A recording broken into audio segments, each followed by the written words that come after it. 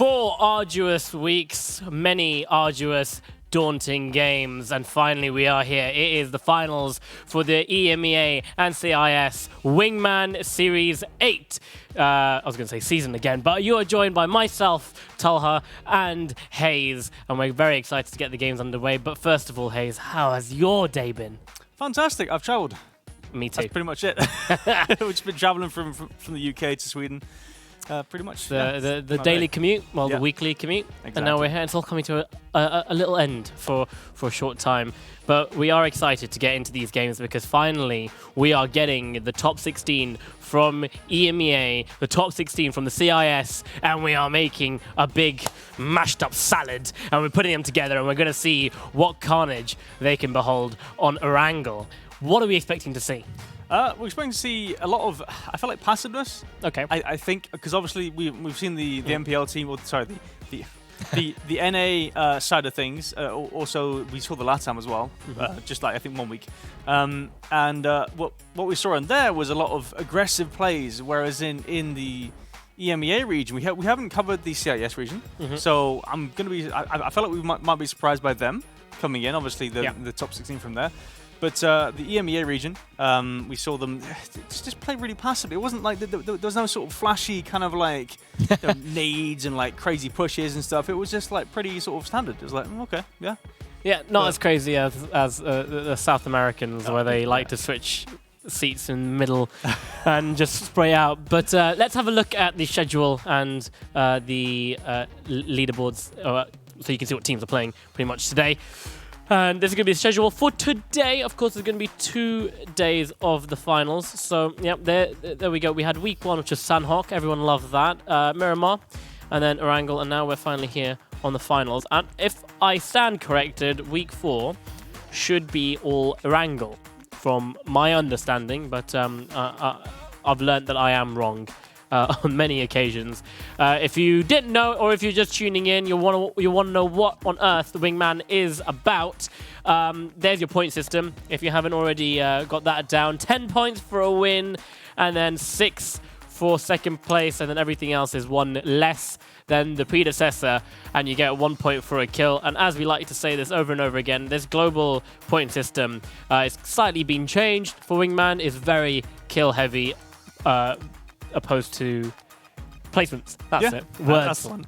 No, exactly. Yeah, it's interesting to see everyone sort of adapt to it as well, because obviously you can't really prone too much. I mean you can prone if you're like a solo player, but then again, like with duos, you can make plays as a solo player. You can make plays against it's only 2 guys technically, unless you're coming up against loads of teams, and it's like, yeah, just prone essentially. But no, it's pretty easy to 1v2 basically. Yeah, and we've seen many players go up against that 1v2, and they have pulled it off. And we've said this before, a 1v4 is so much harder and a lot less possible than a 1v2. So duos, even if you're down a player, you're the last one standing basically, you still have the chance to get back into it. But let's see who those players would be. Well, their teams actually. Let's have a look at who's playing, going over to the leaderboard. Now, of course, no points on the board for everyone, but we have the 32 teams in. 1995, well, I'm not going to read them all. I was going to say, yeah. 32 teams to read out, but some that do stand out already. So we've got Ataxia, Back to Lucid, Blaze Esports, Brow, they've made it in. And, of course, we haven't covered CIS, and we should be very good casters. We should be keeping tabs on the CIS stuff sign, and we were having a quick look at it before we had to come live. Rewop Liam at the bottom there in 32nd place. We've got Vega Squadron as well. And so this will be the battlefield. These are our contenders. I see there's a lot of the same logos. We got Nabistar Duo and Nabistar, and then I think is that a James logo in number 7? I think that's James. Pretty sure. It's not actually James though. It's just his face. I guess they've stolen it for this moment. We've also got Vega Squadron in here as well, just 26. Obviously under 18, the Silas and Sparking Duo. Yeah. Pretty good players. So I mean, it's gonna be interesting to see obviously top 16 of CIS, top 16 of EMEA battle it out. I'm interested to see what kind of storylines we can make from that. Well, the storyline that I'm planning on making there is EU best.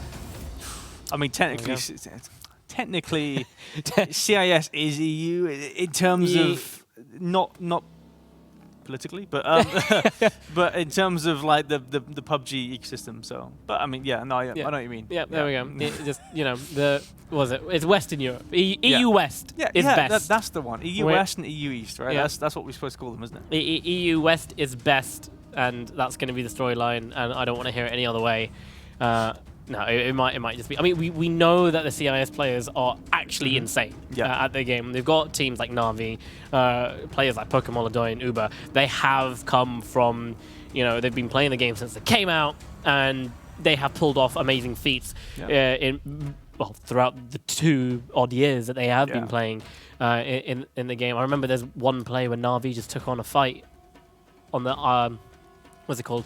The beachfront on Milton Island. You've got military, right? And then you've got that side of the beach coming from Primorsk. They just took a fight. Like one of their players, I think it was Pokemon Ladoy, he went down, and they were like, well, he's at a crate, he's by himself. The rest of the 3 are like about 500 meters away, and they're like, you know what? No, we're gonna go save him. And they took on the fight, and it was a phase. I remember casting this, and I was just absolutely shocked that they managed to actually turn around this fight, then go and get Pokemon. That's what I mean by the CIS players. So they are crazy. They're nuts. They do nuts things, but they are nuts overall. Yeah, I mean, I'm expecting to see some big things. Obviously, we've got Hello Senpai and Pin in there in the Red Diamonds. As I just see them in their names there. I mean, they're PEL players. They've been through the PEL meat grinder, and unfortunately, they didn't come out on top. But they're solid players nonetheless. Yeah, I'm excited to see what they can do. Trying to see who else. So we've got Magebane. He's made it through. Spike and Noik. They've made it through as well from Masuba. And Molman and Beamy. So can't really. Yep. It was Rip last week, I think. Last week he was in there for Molman because Molman couldn't play. So cool to see Molman back to his form. Good stuff with Beamy. Yeah, no, there's lots of other people that we've already seen. Tijp and Progi over there as well. Tundo and 50 Saints, or pretty much all the people that we actually saw making an impact in the EMEA region for Wingman have managed to make their way in. They've got to the top 16, and now they get to play it out for their share of $20,000 We can't forget to keep plugging that. It is a $20,000 prize pool for each region for the EMEA and CIS, and then North America and South America play for their own share of $20,000, $40,000 in total. $16,000 get to go to the people that take first place. $8,000, $4,000 per person, just for winning a Wingman tournament. Solid, just for winning a duo tournament. Like you see this kind of this squad tournament, where you've got all this money and stuff, right? You got 20,000 in just your region. Like that's actually nuts. To be fair, just for I wouldn't say a small duo tournament, but it's sort of like an off-season duo tournament. It's a bit of fun, right? But these guys, it's no fun. It's all serious. It's all serious. No fun and games here. I mean, for a lot of these guys, there might be the one-off team that's just like, we have no idea how we've made it here. To be honest, like we were just playing. We thought it'd be a laugh qualifying. We qualified. We thought we played dog, and now we're here. But for a lot of these guys, these pro players and some players that have played in PL at the highest parts of the tournament, what's the word? At the highest level. There we go. Thank you, HayZ. At the highest level, this is another chance for them to, get some extra. Well, I wouldn't say pocket change, but they will be using this as their little training ground for going into. Well, a lot of. I remember in the first couple of instances of Wingman, a lot of the bigger name teams, when they did have the time to play, they would actually have both. The whole 4-man squad playing in 2 separate teams, and they would just use Wingman as their duo training. Because of course, in normal games, I say the competitive games, the squad games, you kind of split up into your 2-man squads and you do things together. So this is a really good way to train.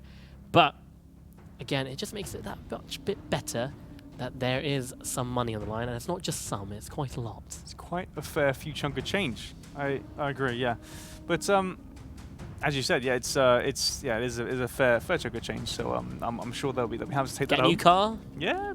Oh, I mean, 4,000. I don't know. 4,000 per person. Okay. In terms of, Not a new car. Get a second-hand car. Yeah. Pretty nice second-hand car. Maybe a brand new moped or something. Moped. That suits your fancy, right? Get motorbike. Yeah, Definitely. Yeah, well, a bit more expensive than that, but yeah. No, you have to get a 3-seater. Yeah, you have to get a 3-seater. You have to get a 3-seater. that is the one rule. If you're gonna get a motorbike, it has to be a 3-seater. Yeah. Only PUBG guys would know that. Yeah. Anything else is just you're not going full out. Okay, we are going to be getting into the game underway, so you don't have to look at our lovely faces any longer, and it's going to be exciting. And I was wrong, HayZ. I was completely wrong. We're going to Sandhawk straight away, so I don't think the whole thing's going to be on our angle. That is fake news on my behalf. I just, you know, I just say things, and then hopefully I might be right. It's 50-50, you know? And if I am right, I sound pretty smart. If I'm not, then it's okay, whatever. You were gambling man? Yeah. No, actually, no, I'm not. No? Okay. No. You just thought you took the chance this one time. You're just like, I'll take the chance. No, I would absolutely. I don't really like. I enjoy like the playing the blackjack right part of with that money. That thing. Yeah. Yeah, I feel like the money's kind of pointless, to be honest. I mean, it is, but I feel like the entry level is you have to play with the money. So usually, I'm just like, I'm gonna only spend 20 quid, and that's 20 quid of me playing this game, and that's it. Yeah. And I would never. That's when, you know, gambling's bad. Yeah, that's when you keep going. You know, you get need money. angry, and then you start. Yeah, whatever. But yeah, no, we don't gamble here. We don't gamble. We know we are going to be going into game, and we're not going to be gambling on anything. We're going to be taking everything nice and slow. That's me and HayZ on duo, and he's going to make all the shots. He's actually gambling on me. That's what you're doing, because I'm not going to carry you. You're going to carry me. Well, I'm a bit washed, so I think we're probably just about even. It's all about the placements. Of course, speaking of that, I did say that the kill points, it is a very kill-heavy point system, but we have seen teams kind of make their way through and edge through without that many kills, but surviving just about long enough into the game, and then kind of, you know, the 1 or 2 kills that they're getting per game is kind of adding up. So it's all about trying to find that nice equilibrium in between. But here we go, ladies and gents. Game number 1. We are off with the EMEA CIS Wingman Finals for Season 8, well, Series 8. And it's going to be Sandhawk, and everyone's already jumped out of their plane. Yeah, and where's the cycle going to go, HayZ? You're a master at this. I mean, Sandhawk is a bit weird, because it's a bit strange. Like, there's no real indicator, but I mean, it's going to touch. I think actually on Sandhawk, it's going to touch the plane path no matter what anyway, so it doesn't really matter, to be honest. But yeah, we'll see where it goes. I think it spawns a bit quicker than on Erangel and Miramar. Maybe in a few seconds, I'm not sure. I think it might be in a few seconds. No, okay, so it's at the normal time then, at 1:30. That's fair enough. I lied. But you've got obviously quite a few people contesting. Well, I say quite a few. You've got Ground on the towards Kampong, just on the southeastern side there. He's contesting someone. Yeah, Zeron. He's by Rewalk at the end with the AK-47 in hand. Did he have no gun? Yeah, Mage Bane being a bit too greedy there. Like, I presume he ran past like a few SMGs, maybe a pistol at least, but he had no idea that Zeron was there. So. Yeah, I mean, I'm not sure how he had no idea. Usually you have people, you know, you see them jump around you. Meanwhile, Nuthouse, Ground, he's the only one here. His teammate is just further south. Looks like he's getting pushed pretty heavily by the Blaze guys. Gets tagged up by Rip. Got to heal up. He's going to try and heal up anyway. Blaze smash pushing with an Uzi. Well, then they line up. He gets a tag. He actually gets a knock onto one. And Rip is so low. And Ground manages to get it all done easy with only 16 bullets left in his AK-47. That's a rough push, to be fair. I mean, yeah, they take 1v1s essentially. Like he can reset basically, and they have to run into his line of fire. That's so rough. But yeah, Ground takes it. That's a solid 1v2. That, as we said, we were saying you can take this 1v2s. Obviously, he had a bit of cover there. They had no cover, but still, it kind of evens out, right? It's interesting to see. Yeah, it's one of those situations where you want to kind of put yourself into a 1v1 situation just like that, but you don't want to get caught with a grenade in your hand as Kemba falls.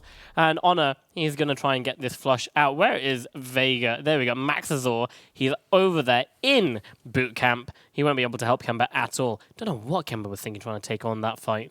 I don't know. Maybe he thought it was only one guy, but I mean, he peeked out and threw a nade, like he just had no idea that they were going to peek him. It was slightly strange, but yeah, Kemba gets flushed out, so it's only Max Azor on his own now for Vegas Squadron. Owner and teammate get one extra point for their troubles. But as we saw earlier, Mageman actually got taken out by another player. I'm not sure what that was exactly, but he got pushed into. I think it was just further south of where Ewan is, UNG. People call him Iwang. I call him UNG because that's his actual name because people don't say it right. But yeah, he's on his own now, so we'll see what he can do. Meanwhile, you've got Monic, I think. Kind of camping out the duo in name team here. Mikhailovic and Extance. Is that Existence or I think that might be just Extance. Looks like anyway. Oh, definitely. Yeah, I think that's Extance. I'd say Extance. Mm-hmm. But yeah, I mean, they got a pretty solid compound in the center anyway. Meanwhile, Mikhailovic. Yeah, it looks like there's a team coming in from the south, Scooby and Hellscream. They've just passed Will Sonico. I don't think they really realize, but yeah, it looks like he's backing off though. He realizes. So the blue team are pretty spread apart, unfortunately. Yeah, that's NBSD. Oh, we Dollar. spotted. Clever. Oh, Scooby with the big shots. Sonico. Yeah, Sonico down to 20 HP. There's another team coming. Look at the mini-map. We've Oh, got wow. another team coming in very close proximity. There's already 3 teams, but it's going to be Monk that falls down. That's Will Sonico's teammate. He's just too far away to help. How on earth do they get split up like this at this compound?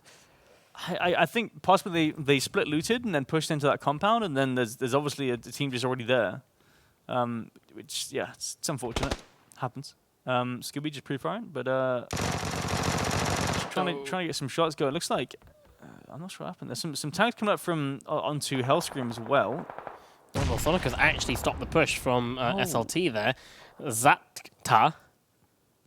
He's gone down at that range as well. Pretty good. Wow. Marsic. He's going to get away, and he's no longer going to go down that trajectory. And Will Sonico, he needs to be able to find himself a nice building to camp in for the time being. You don't want to get caught out in the open, especially bang slap center in the circle where everyone's going to be coming in.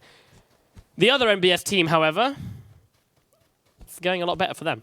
Yeah, Nabista, you got Abtip. I'm going to call him Abtip. Maybe 7. I don't know. We'll see how it goes today. But yeah, Abtip taking down the lone player from Milta Power or Rewop. That's you and down. Nabista is their name. Nabista. Nabista. Yeah. Okay. I don't know. I'm not sure what that means exactly. Neither do I. One of our CIS teams coming over. Has it got anything to do with the energy drink logo that they have? Maybe? Is that a brand in Oh, Trejo! And Ground already doing wonders in this game. They get a nice kill on a bike going past. Somehow one person got off and it looked like he didn't take that much damage. So Trejo a bit confused on that spray down, but yeah, still come out on top. Still like 4 kills before the second circle's even popped. So that's nuts. That's really good. That's a solid game already, even for them. You know. So I mean they can die happy, I guess. Die happy. if Welcome to Sanhok. Exactly. That is Sanhok. Why not just keep going? No need to die happy. Just keep going until you can get the win. Yeah. As you see, GG, they've got Gargi and Battle Strong. They're splitting up. They know there's a team, a duo in this compound. They know exactly what building they're in. Battle Strong took a couple of shots into Perfect God. And they're just trying to get a sandwich going. Let's just sandwich them in and see if we can, well, flush them out. Yeah, it looks like they're holding up on the sort of the northern central side of the circle. We see this where the second shift goes. There's obviously a lot of boats in use as well on the north side, and it goes south. So haven't been gifted. I think that's what they were expecting if they were trying to get that compound, but they have not been gifted. It shifted south. So it looks like our boys from Nabistat in the middle there, center, looking to get that compound pretty early. Sinsan sees a rolling vehicle. There's car 98. Oh, they're coming straight towards him. They are. They're coming out of the blue. Tiny bit there. He goes for a spray with the AK. Lands a headshot. His teammate, Clubber Deluxe, actually lands a headshot onto Spike and knocks him. That's going to get flushed for good measure. Nowick, all of a sudden on a rotation into the circle. He's on his onesies. Yeah, he's on low health as well. He's trying to get away, and there we go. Sparking catches him out. That's Noik down, Isuba out in 26th. Meanwhile, Zinsang trying to take some shots at Stella. Beamy taking cover. He's already been tagged up. Moman has crossed over the road, so we'll see if that does anything. Maybe he doesn't want to push that at all, but he could be a nice little lifeline for his teammate Beamy. Got to Sout and Inoktuk.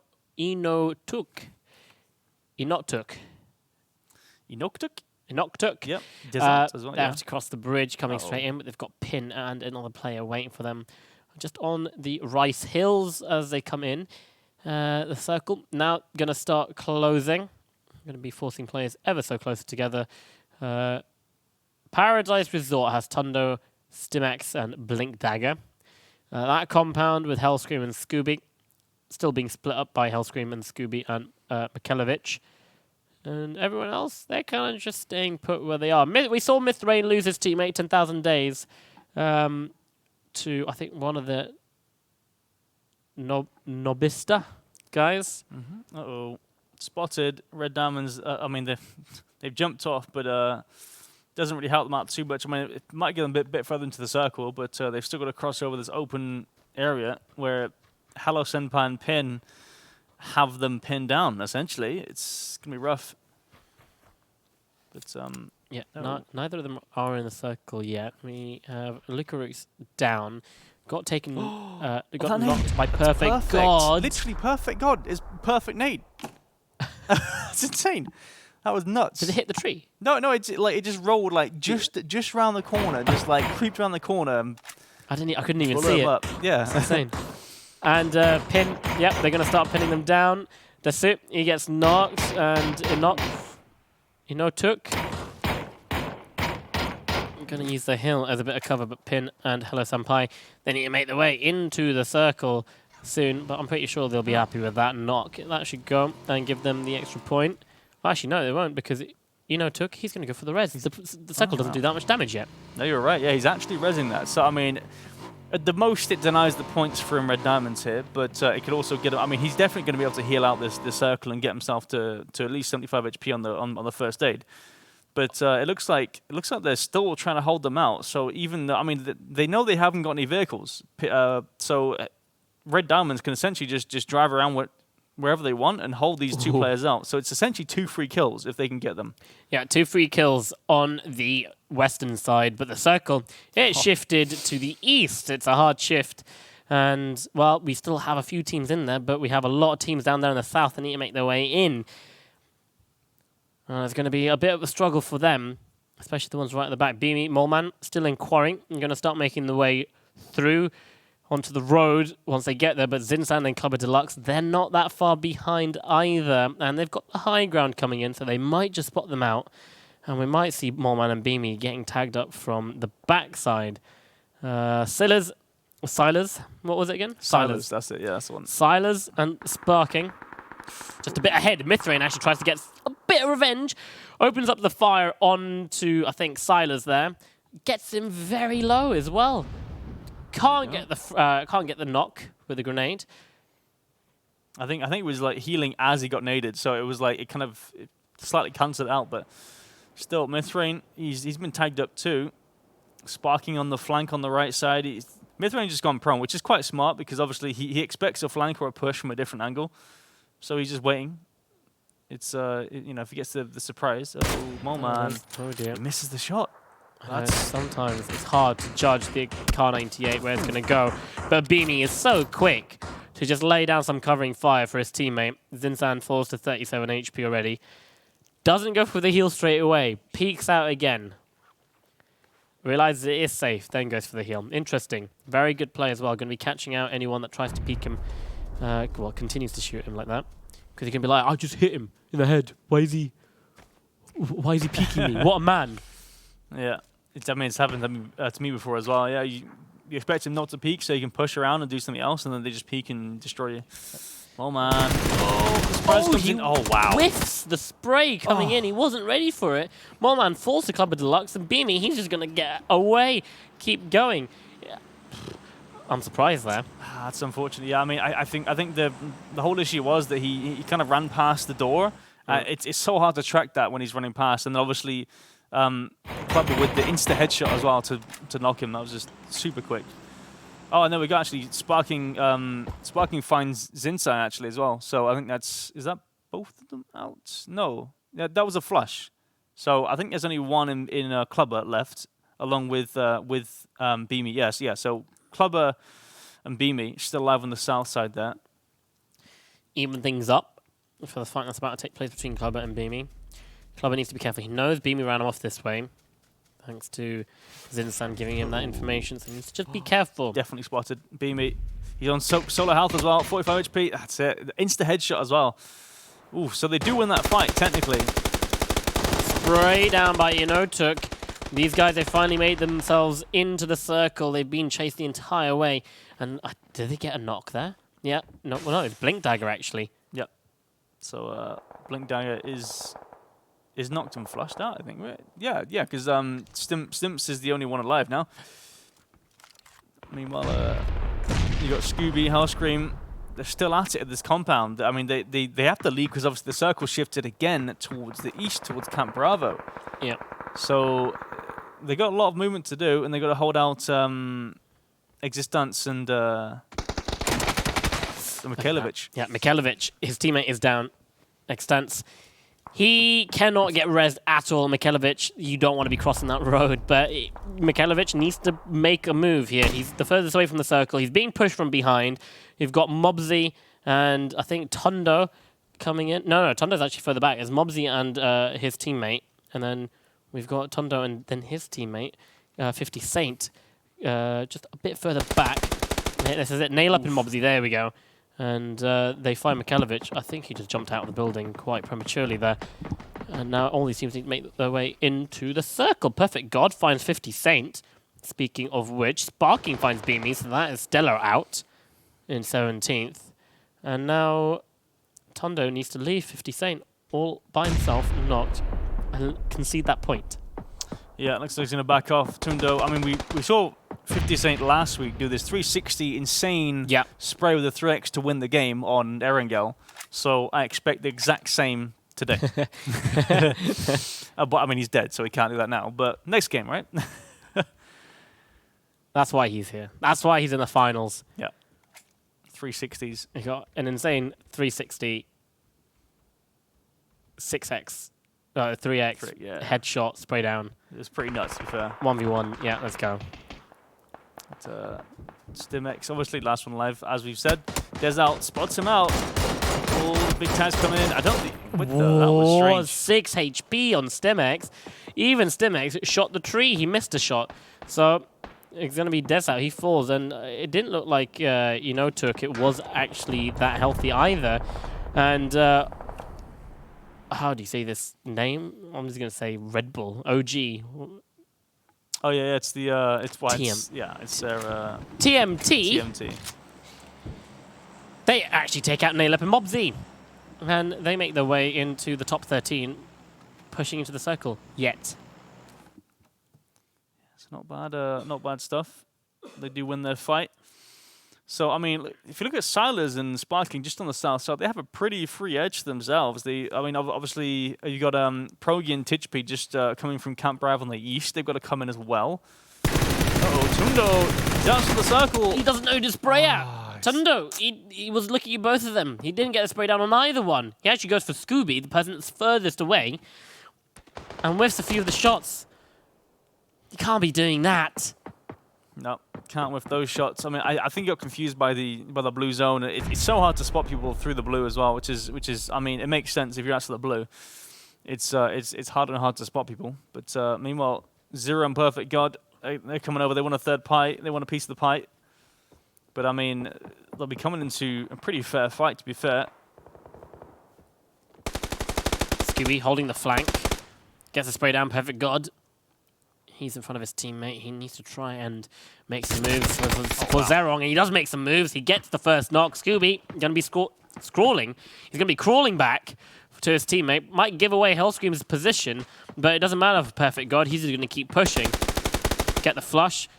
Wastes a bit of ammo, but Hellscream, he's just in a bush. That's it. HayZ, he's just in a bush. Yeah, he's got the Vector, scary gun at this distance on Sanok as well. If he pushes over this ridge, he is a goner. That's for sure. And Zero can't actually help him at all if he's that far away. So he's got to watch out. He's got smokes. Gonna smoke off whatever he can. That's so close. Get a bit deeper. Hellscream knows exactly where he is. It looks like Perfect God's gonna go down here. Ooh, Perfect God. He's in the smoke. Has he just spotted him there? I think he has. He has just spotted his head. Wow. What excellent eyesight he's got. He's perfect in every single way, HayZ. He's a perfect god, apparently. So I mean, fair enough. He's got 7 kills. Okay, all right. He stands up to his name, lives up to his name. That is nuts. 7 kills already. You've got 17 teams, 17 players alive, 10 teams. Yeah, and like he did that push on his own. Zerong's still holding the back, making sure that no one's flanking. Another team possibly. He just 1v2 pushed and won again. And he's going to keep going. Sammy. Oh, Trejo. He's got the M249. Oh, sorry, no, it's actually Sammy Toxic. He's got the M249. And what the time to kill? Well, that thing is insane. The Hex, he goes down. Hexacular? Executor, I think, maybe? Possibly. Oh, okay, right, I get it. Yeah. Okay. Hexecutor. He goes down to Zerong. Sammy, he's going to be prone. And prone with that M249. Oh, my God. Absolute zero recall. And he's going to be waiting for the player to walk over the ridge. Right here, we've got 2 snakes. Just stand and throw away from each other. Yeah. You got I think it's M-Force, and then obviously the MBS. Single player. Meanwhile, Silas seeing some shots at Tishby. There we go. Instant. That was a double treble. Sparking and Siling. Sparking and Silas. That was a tongue twister. With both those kills there. Meanwhile, 10 kills now. Zerong, my lord, you got to be careful. He knows someone over there's got the M249 if he's been keeping track of his kill feed.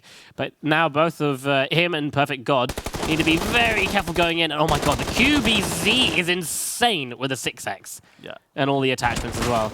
That you can really just spray down with that thing. You can see it really coming into play there. Trejo's 10 HP. He's hiding around the corner, but it doesn't matter. Sammy's coming in with the Hey Johnny weapon. And it doesn't actually matter at all that you've got some cover behind in a shack behind some wood because Sammy's got the M249 in his hand. It's an absolute demolition weapon. You can't hide from that. Definitely not. So, I mean, what are they doing? Golby and Aptip essentially just proning like from each other. It's an interesting strat. We'll see how it plays out. Golby's got a move though. Meanwhile, Aman spotting out some of the under 18 players. He's got the high ground. Definitely has a high ground. Zerong fires, gives away his position, goes for the little spray. Aman connects the ball. Zerong falls. See you later. And Perfect God, he's still going ham. No, he's actually died. Oh. He did actually die. So, I mean, I think they got about 11 kills that game anyway. So I feel like they might have the most points. We'll see. But that's a big nade. See you later, Sammy. Sparking with a Kobe. Nice one. There we go. Right in his pocket. Silas and Sparking. They've got themselves this side of the circle. And now it's just an uphill battle. King of the hill. As we so do speak, the circle is donutted in. So they don't have to worry about any sort of hard shift. Every team just needs to make their way more to the center. Sparking, silence on that QBU. The south of the circle, completely vacant from any sort of activity. As Silas still looking for some extra kills to add to his 6 frags that he already has. Yeah, just trying to scope him out. Got the 3x on that. Meanwhile, Sonico gets 1 knock on that. Aman flushes him out. Go Black's got to do something. It's prone though. They're both prone now. Everyone's prone. Yeah. Right. Seems like the strat. Go Black. Oh, okay. All right. Sonico just gets blasted. Go Black gets blasted as well. So it's only up to this guy. This guy on your screen. Nabasta. Nabista. He knows where they are. He gets 1 knock, looking for the second, the 3x spray. He sprays first, but it doesn't matter because he's going to go down to Sparking, who's completely unstoppable. Okay, we had one team to get 11 kills. In fact, under 18 got 11 too. So it's going to be it's not going to be very close. We know who's got the the number one spot in this game. You get 11 kills and you come first is a lot better than getting 11 kills and coming, where are they? Sixth. Sixth, yeah. So, I mean, still a solid game by Perfect God and Zero, but obviously the winners, clearly, Sparking and Silas, Sparking 9 kills. That's, I mean... Perfect God, 9 kills. Yeah, so, I mean... They're both perfect gods, apparently. They're both as perfect as each other. Actually, hold on. In fact, 9 plus 3, 12. So they got 1 extra kill on Sparking Silas. Yeah, solid stuff. So 12 kills. That's pretty nuts. Can't take that away from them. No. And I mean, that won't make a difference, would it? Because no, I mean, they got the 10 points for the 21 for the win, and obviously 4 points for their 6th place, was it? So I mean, yeah, there's definitely not enough to take them over, but. Nonetheless, I mean, there was impressive stuff by both Sparking Silas and Perfect God and Zero NG.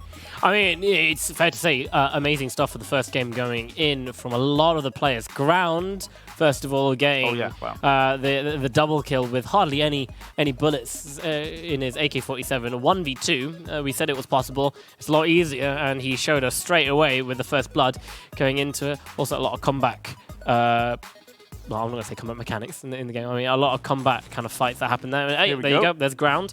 Right, let's go back in. We don't have anything to reload with, but it's okay. We've got enough in the bullet. And this is when Perfect God became... Look at that. Just rolls perfectly past the wall there. That's beautiful. Beautiful stuff to see. Again, obviously, pinning down the members of Desalt and his teammate over there. But yeah, I mean... ooh, wow, okay. Lots of nades from Perfect God. It's definitely a nade fest for him. I think he's a fan of nades. Although I mean, everyone is. Yeah? Everyone is using. Oh yeah, Simey with the. It's my favorite gun, and he used it perfectly. He's just like, yeah, we don't need to reload this at all. No, and you can be behind that little corner in that shack. It doesn't bother me in my M249. It's just unfortunate there. You know where both the players are right at the end. You get the one knock, and you're going on. The other player just sort of whips around. He finds you and just lands a few more shots than you do. That's how it all ends. Comes straight in. Simey. That wasn't Simey, sorry. What am I saying, Simey? I'm just obsessed with the M249. Completely obsessed with it. Silas. I just... Snaky. Silas. Lots of Silas and Sparking. Yeah, lots of S's. Silas and Sparking picking up number 1. And in true good, PUBG fashion, in competitive PUBG fashion, they go straight and go overboard, and they pick up 21 points for the first win. But don't get anywhere because there's plenty more games left. So we're going to go on a little break, and we'll see if maybe Perfect God can pick up their win. Well, a win for his team. So don't get anywhere. We'll be right back.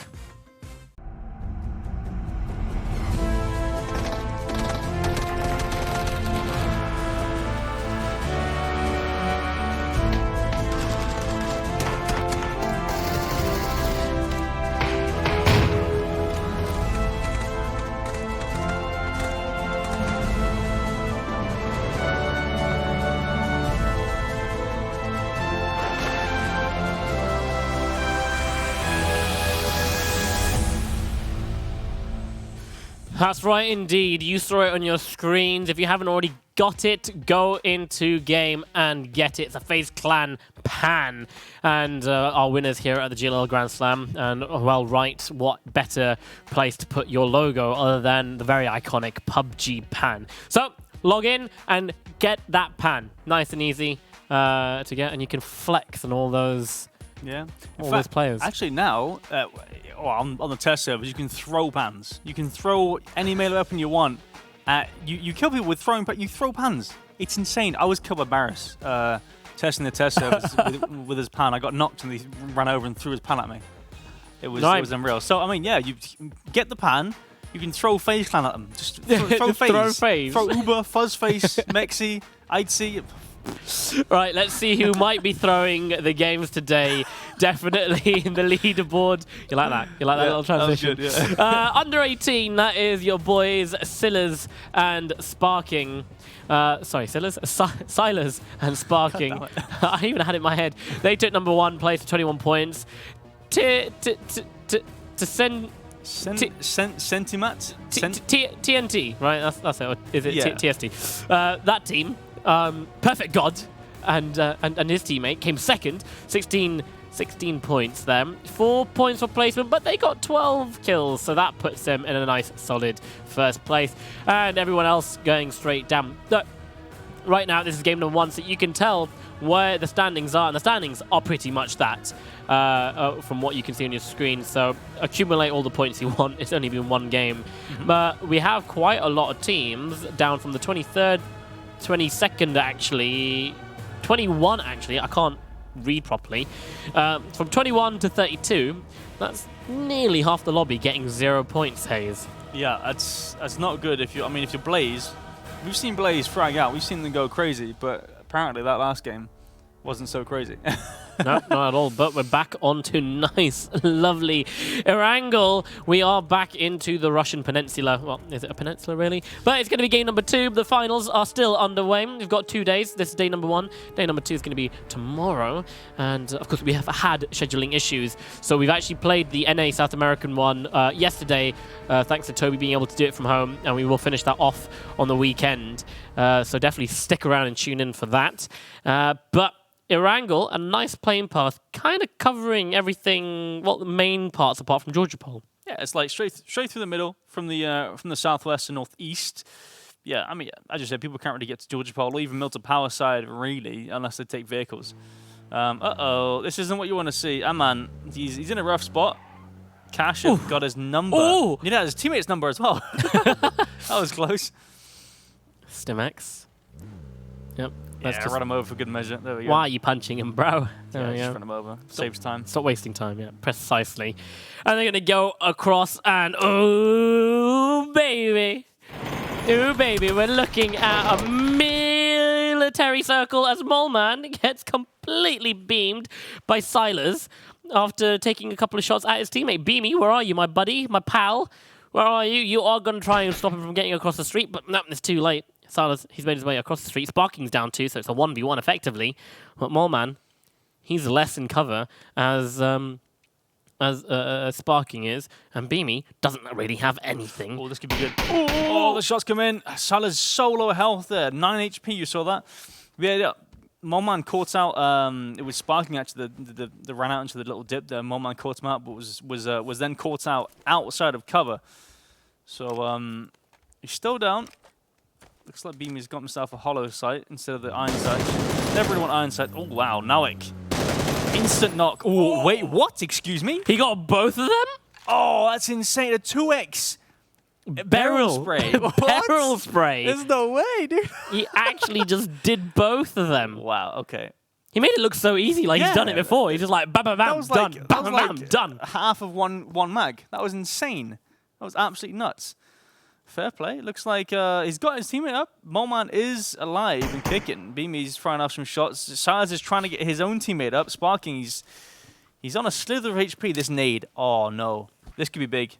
This is going to be big. It goes all the way through. Silas. Sparking falls, but Silas, he's very low, but he's going to get the spray back. He's fully boosted. 18 HP. He's going to let that go. He pushes up a tiny bit, but that might have been the mistake. It definitely was because Moleman could spot him out. But I think Beamy's gone. Yeah. Over commitment there by both the teams. Definitely. Yeah, I mean, when he threw the nade, I guess he assumed that they would be pretty low. So it wouldn't have really mattered. You know, he's going to send himself around the corner there and just kind of spray down the last guy. Because obviously, he flushed out Sparking. Salas was on the res. He was low health as well. So, I mean, it's fair enough. I understand it, but at the same time, it's a bit of an overcommitment, as you said. Mobs in nail up. We've seen them bridge camp before. Oh, yeah. We've seen them bridge camp before, so they're going to make their way halfway across, not even halfway across the bridge. Nail up, going to go fully across, try and scout it out. I don't know what Mobsy was doing there. I don't understand why he got out on the bridge if he's going to get back in. Just scouting. I guess he's just like his... Oh, he's checking the end of the bridge. Exactly. Yeah, he's checking the end of the bridge. His teammate Nailup's just kind of going across, kind of sending it whilst he's kind of using him as bait, essentially, whilst Mobsy holds the angles to where you would usually find bridge campers, wouldn't you? Yeah, but Nailup, because all the way gets the hill right on top of Zacta and Marsik, who are in the mini military village. As Clubber Deluxe and his teammate are going to be looking to cross the bridge next, but it's not going to be before one of the NB1. Was it MBT? MBS? MBS, I think. MBS Yeah, teams. That's also a player for an FP, but I was nonetheless. thinking, is it named after MBS? Yeah, no, I'm not. No, I think it's what is it? Nabista or the? Nabista. Yeah, that's the one.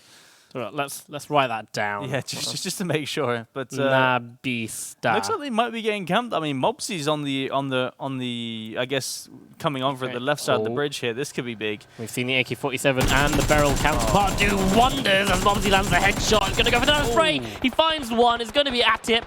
He's going to go, and his teammate, he's there for the wingman. And Goldby falls. And there we go. We've got another team eliminated, and they go out in 30th point. That is the Beasta out. Yeah, they are gone, dunzo, and Mobsy and Nilip had all that to do. That was good sort of teamwork. They had a very good sort of line of fire there. So as Mobsy caught them, they went past, and then Nilip caught them on the backside of that. What is going on here? What is going on? And they know as well because Mythrade is tagged up already. So Ground's holding them completely, and they have no way of doing anything really. This is rough. Uh-oh. Oh dear, running out of breath. You know they're going to come straight back up. A headshot, and there's not a knock there because you're in water. Go straight in. Ground. Double kill for him. Double kill for everyone. Everyone is just nut house.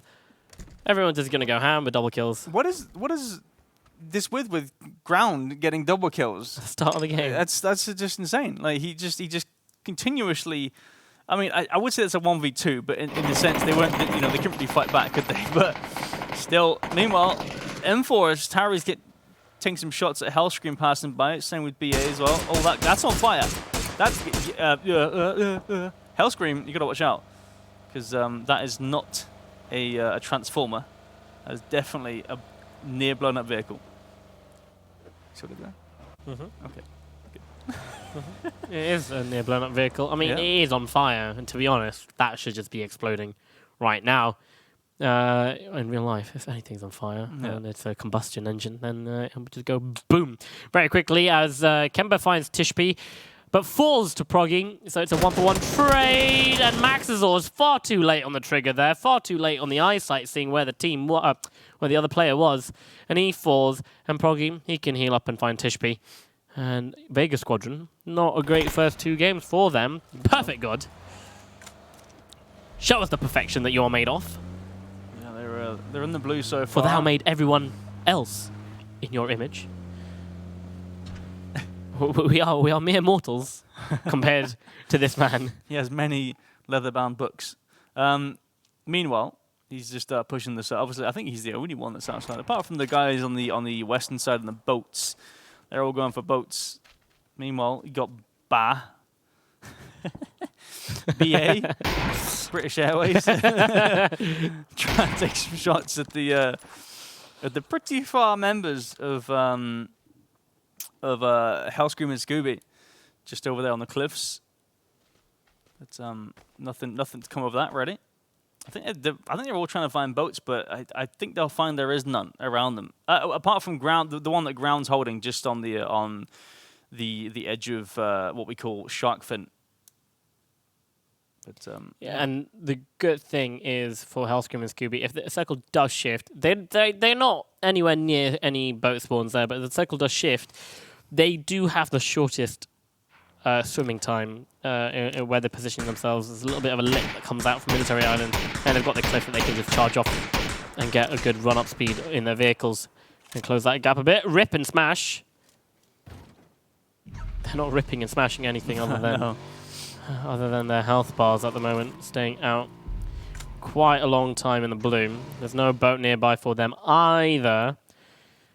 Saint and Tundo, they're trying their luck, trying to find a boat in Primrose because they can't find it. I'm going to be in a bit of trouble, and there we go. We've got a hard, well, it's not really a hard shift. You can tell it was going to go military. There was the possibility that it might shift back once onto the mainland. Keep 50-50 going still.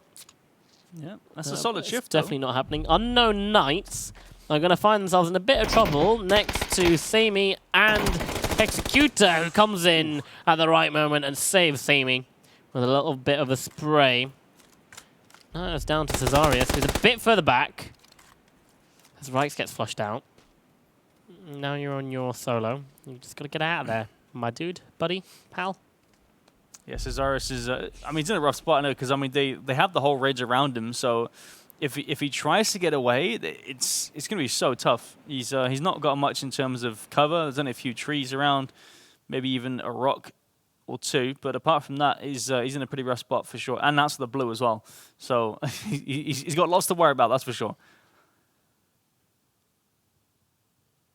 Definitely. The other thing they have to worry about is trying to get themselves into a better position. Rip and Smash. They are making moves in inches. Not really the full way right now. Satan and Tondo, they haven't been able to find a boat. So they're going to go to Ferry Pier right now as a ground. He's just peeking at players, trying to do wonders. He can't actually hit any shots this time. As Bar is running left and right. And Tari, his teammate, actually tacks up ground and makes him hide. Don't forget ground by himself. Deadly headshot will eliminate his team. Oh, that was actually perfect. That's really good cover fire from his teammate Tari to get the cover fire to actually make him heal up so then he can get the boat. Yep. That's really smart. That's really good play.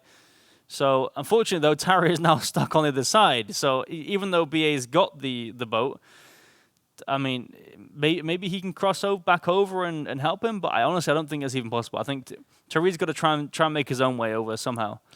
Tundo and 57, they find themselves a boat. Cesarius actually finds Hexecutor, finishes him off, so this fight's still going on. Cesarius very low. Sammy, Toxic, trying to use the ridge, trying to go round, is going to spot him out. Ooh, Cesarius moves at the last second. Don't forget, these guys are still in the blue. They're taking extra damage they don't need to.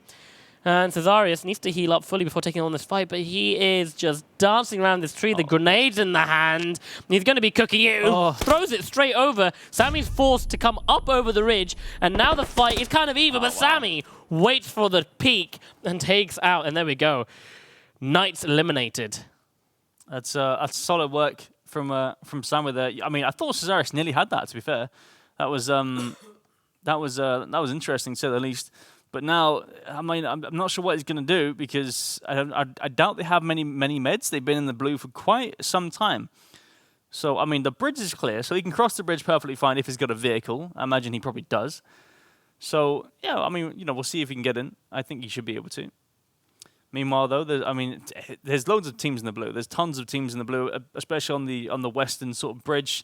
And then, obviously, around farm, you got Ewan and Magebane, Zero and G, and Ground. Holding their ground, essentially. Apart from that, I mean, most teams are smack bang sort of center. As I say that, the center does shift up towards the northeast. So everyone's going to have to move, I feel like. Yep. Now we're going to see some hill warfare. No one's really committing to the military. Part of Sosnovska. Can't say it still. It's been 3 years. Sosnovka Island. And first people to bite the dust. They're in the vehicle. OVGR, actually, they're coming in. They made their way into the circle. Not quite fully onto Military Island, but nonetheless, it is better than staying out in the blue. And they're going to just kind of scout it out. And they're going to be surprised with the amount of vehicles that still need to make their way across this bridge. They're going to be coming in. Look at that. That is 4 players, 5 players actually, just in our camera. Right there, that's in the blue. Yeah, that's a hell of a lot of players. Go Black, though. Ooh, Go Black just took out Hellscream and Scooby all on his own. That was somewhere. Can't quite find it on the map, but yeah, it's solid stuff from him. Meanwhile, Zeron, Kleinerman. I don't know where Kleinerman is, actually. He's on the coast trying to get a boat or doing something. I'm not sure, but looks like Zeron's on his own solo mission, it seems. Meanwhile, OVGR. Looks like they're going to try and cross. I don't think they want to commit to camping this bridge too long because this circle's going to start chunking a bit. I don't think he even realizes there's anyone behind or something. I'm not sure. Judge. Maybe he does. No, they're not looking. Judge. Wow. He's right behind. I think he's scouting out in front of him. He's just spotted OVGR as they start crossing the bridge. So he's going to get back in his vehicle and follow him through. Extends. He needs to start moving as well, but the OVGR guys, they're going to be running straight into Lukarux and Ivas in the yellows. If they do so, turn left as they come off the bridge. But Club Deluxe and Zinsan, he does spot them out, but nothing he can do there other than give away his position. Oh, no. You're going to be sitting straight still. Oh, wow. Right there, Tishby falls. MK forward. That's a mutant. MK14. Yeah, right? that's mutant. yeah. I thought it was the other one. Couldn't That get is in a the mutant. crate. MK47, I'm pretty sure. MK47. I just call it mutant because that's what it is. Yeah, like a mutant MK47 mutant, and then That's the MK14 is the one in the yeah. crate. Numbers. Semi-Toxic still going quite well. He finds Mage Bane, who was bridge. I think he might have been trying to cross the bridge there, or bridge camping. Yeah, at I the very was last watching on the second. map actually. It looked like he tagged up Ewan. Ewan died to the zone, and then he got Mage Bane, so they both died. So he's then got the bridge for free, which is, I mean, solid work. He's done well there for sure. Yeah, OVGR, they don't last that long after crossing the bridge. It's going to be Lucarix and Ivus. They do find a Moleman. He doesn't look like he has a vehicle. And the cycle's going to start chunking a lot. And you've got a long way to run, so you might as well try and pick up some points. And I think he knows that Kleineman's just ahead of him. So he needs to find where he is. Just White as well, still just on this side of the circle. Everyone's in the blue. I'm not sure what Just White's doing. It looks like he... Oh, wait, Moleman can actually make it. He's got 10 first aid. Oh, yeah, he's fine. Wow, okay. Where did he get that from? That's insane. Uh-oh. I guess he had the whole of Pachinko to lose up on his own, I suppose, right? So Going to be very important for Moleman if he can get this sprayed. Oh, it doesn't matter. Kleineman spots him out. That car might have just baited the vision. Kleineman falls to the blue. Just White falls to the blue. Everyone that was in the blue, you spent far too much time. The ground is still in the blue, and he's going to start making his way in.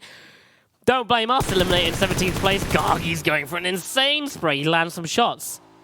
yeah, Battle Strong going to try and land some shots of his own. Does actually 21 damage, but gets knocked by Draco Shazor from the ATC. Gifted Gaming. They go out. In fact, yeah, because Will Sonico tags him up from just inside the circle actually towards the hills. So yeah, I mean they go out in an instant pretty much. That was insane. I think that was Drake or Razor or something, right? I feel like I feel like I did pretty well. He did pretty well off the top. High pressure. Did pretty well. But yeah, it looks like Inutuk coming in as well with his teammate Dez out. Uh-oh. Smash. Oh, smash. He says hello to Go Black's lead bullets and puts one straight into his cranium.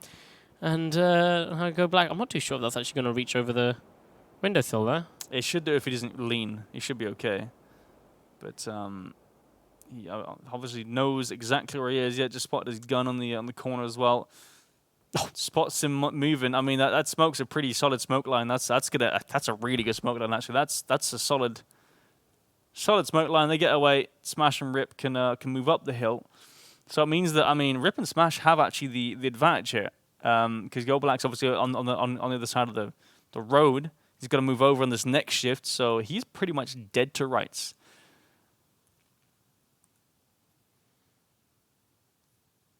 A few teams actually in military base. Some opting to stay up on the hill. It is quite a hard hill to take if you're coming in from the wrong angles, especially if you're trying to exit military base. Everyone up on those hills can see everything and anything they want to see. Well, Sonico, if he so did wish, he could see C-Block down there, could see a bit of where Mobsy is. Took and his teammate, Desu, they're pretty far away. They do hear ground coming in, and yeah, it doesn't last that long as ground gets shot out of the Dacia. They got Smash and Rip. They managed to make their way on top of their respective hill. You can see, look at how much vision you have, how much information you're gathering just being on this hill. From Zacta, he sees one player nading a C block, so he's like, okay, there's probably another team in C block. There probably definitely will always be. And so now they know there's at least 4 players in military. Circle does shift, though. It does go north. It's pretty much outside of military. We can kind of confirm it's going to be outside. Obviously, the northern side of C block's inside. So we'll see Hello Senpai and Pin move over to that. But yeah, that's a pretty obvious shift, I feel like. I don't think it should really shift into military. So solid positioning by the Blaze guys and Zacta and Will Sonico as well. Good stuff to predict that in a sense. Fiend and Fike needing to make their way through military, as well as Nawik and Spike. This could be interesting. And mixing it up in the middle of all of that is Mobsy, the solo player. As Tundo and Saint, they're on the back end of military. And they're rotating the other way around from the other two teams that we just saw, who are about to run into each other, with Mobsy going to be leading up their backside. You see Mobsy spots out another... Well, he spots out one. At least, and there we go. The nades go in. Fiend falls. Fike, he's going to push up, use the cover for something. But now Mobsy's going to get involved. Finds a headshot of Nowick. Gets him down. Going to flush him out with a nade. That nade might actually land on Spike too. He's not too careful. And look at how many knocks Nowick's been down for. He just bleeds out like it's nobody's business. It looked like Zactor and Marsic from the hills are trying to third party and steal that knock, but he does get it. Mobsy does get the kill. But meanwhile, Fiend and Fike, they've got to kind of... I mean, he's obviously got to heal up and then res his teammate. Nade comes out, doesn't quite hit. Spike takes a lot of damage. Mobsy gets him. What? The headshot through the fence there. And he spots out Fiend, who's just been res, gets him down again. Mobsy's just going absolutely nuclear as he pushes on Fike, the smoke. He drop shots, just doesn't manage to get it. Fike, he does manage to find the head of Mobsy, and he can get Fiend out up again, but time is running out. 45 seconds before that blue connects to the zone. Wow, that was a nice try from Mobsy, to be fair. I respect the drop shot. That was a solid attempt. But yeah, looks like actually Tundo goes down to the circle as well. I'm not sure what happened on the southeastern side there, but 50 Saint still in the circle. Sorry, in the blue as well. They try to rotate around, but clearly got stuck somewhere. Meanwhile, Eno Took and Desout trying to hold out. I think that's Senya and his teammate. Just on the southern side of the hill, they're kind of grouping up. It looks like they want to sort of either hold. I'm not sure what they want to do really. I mean, they have to move up somehow. Maybe they're waiting for some sort of third party potential to Come on, move 50 up the Saint. hill. Come on, you're so close. He's actually going to make it in, but he has to be careful from Senya and Drake Razor, who is just ahead of him. He's got the tree for cover. He might have just spotted them out. I think he spotted them for sure. He's obviously covering himself towards the location. Yeah, definitely. Going to go for the spray down. Wow. Draco Razor switches target. Doesn't quite land all the shots. Never mind. Going to go for the flush. But Solid. Senya is being tagged up a tiny bit. Should have actually started that with a nade. I would have said so. It's going to play smart. It's going to fall back. But Senya, Wow. he's insane. We're talking about CIS players that are insane. And Senya, he's definitely one of them. Yeah, I mean, that's an impressive spray from that distance to catch him going back behind the ridge there. Solid stuff. But as you can see, the circle has shifted pretty much central in a way. Still slight part of the northern C block inside. What's happening here? Smash gets a two-man nade. They just group up, it seems. They were actually shooting back at the push that was coming in, but Smash, he threw that nade and it landed just on top of both of them. You can't be that close to your wingman, boys. You can't be. When the grenade meta is so prominent in every single game that we see, you have to kind of split up a tiny bit so you don't get done by one nade. Hello Senpai and Pin, they don't really need a move, and they haven't moved, so they can stay down there, but it depends. How long do you stay down there for? The PUBG gods are gifting a crate for you, so you stay there a bit longer to at least get that crate. Senya playing very cautious. He doesn't need to. He can make his way safe in the circle. That's the information that we know, but nonetheless, you can see he's not going to get contested moving in any further than where he is right now. Zactor, he's still spying on these guys. Wow. 16. That's a dirty headshot. That comes in.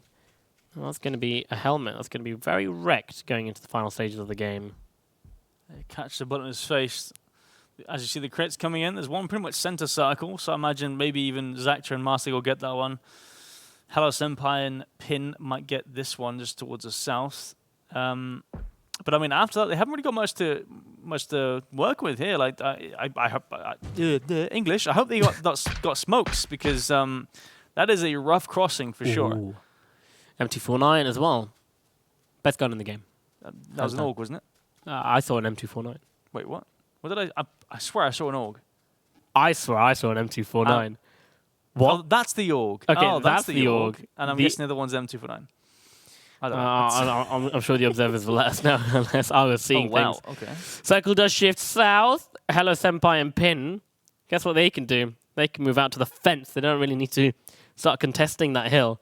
So they've got a bit more cover, and they can really annoy Marsik and Zacta. But in fact, Marsik and Zacta, they're already doing so. They're like, right, they're not the immediate threat anymore.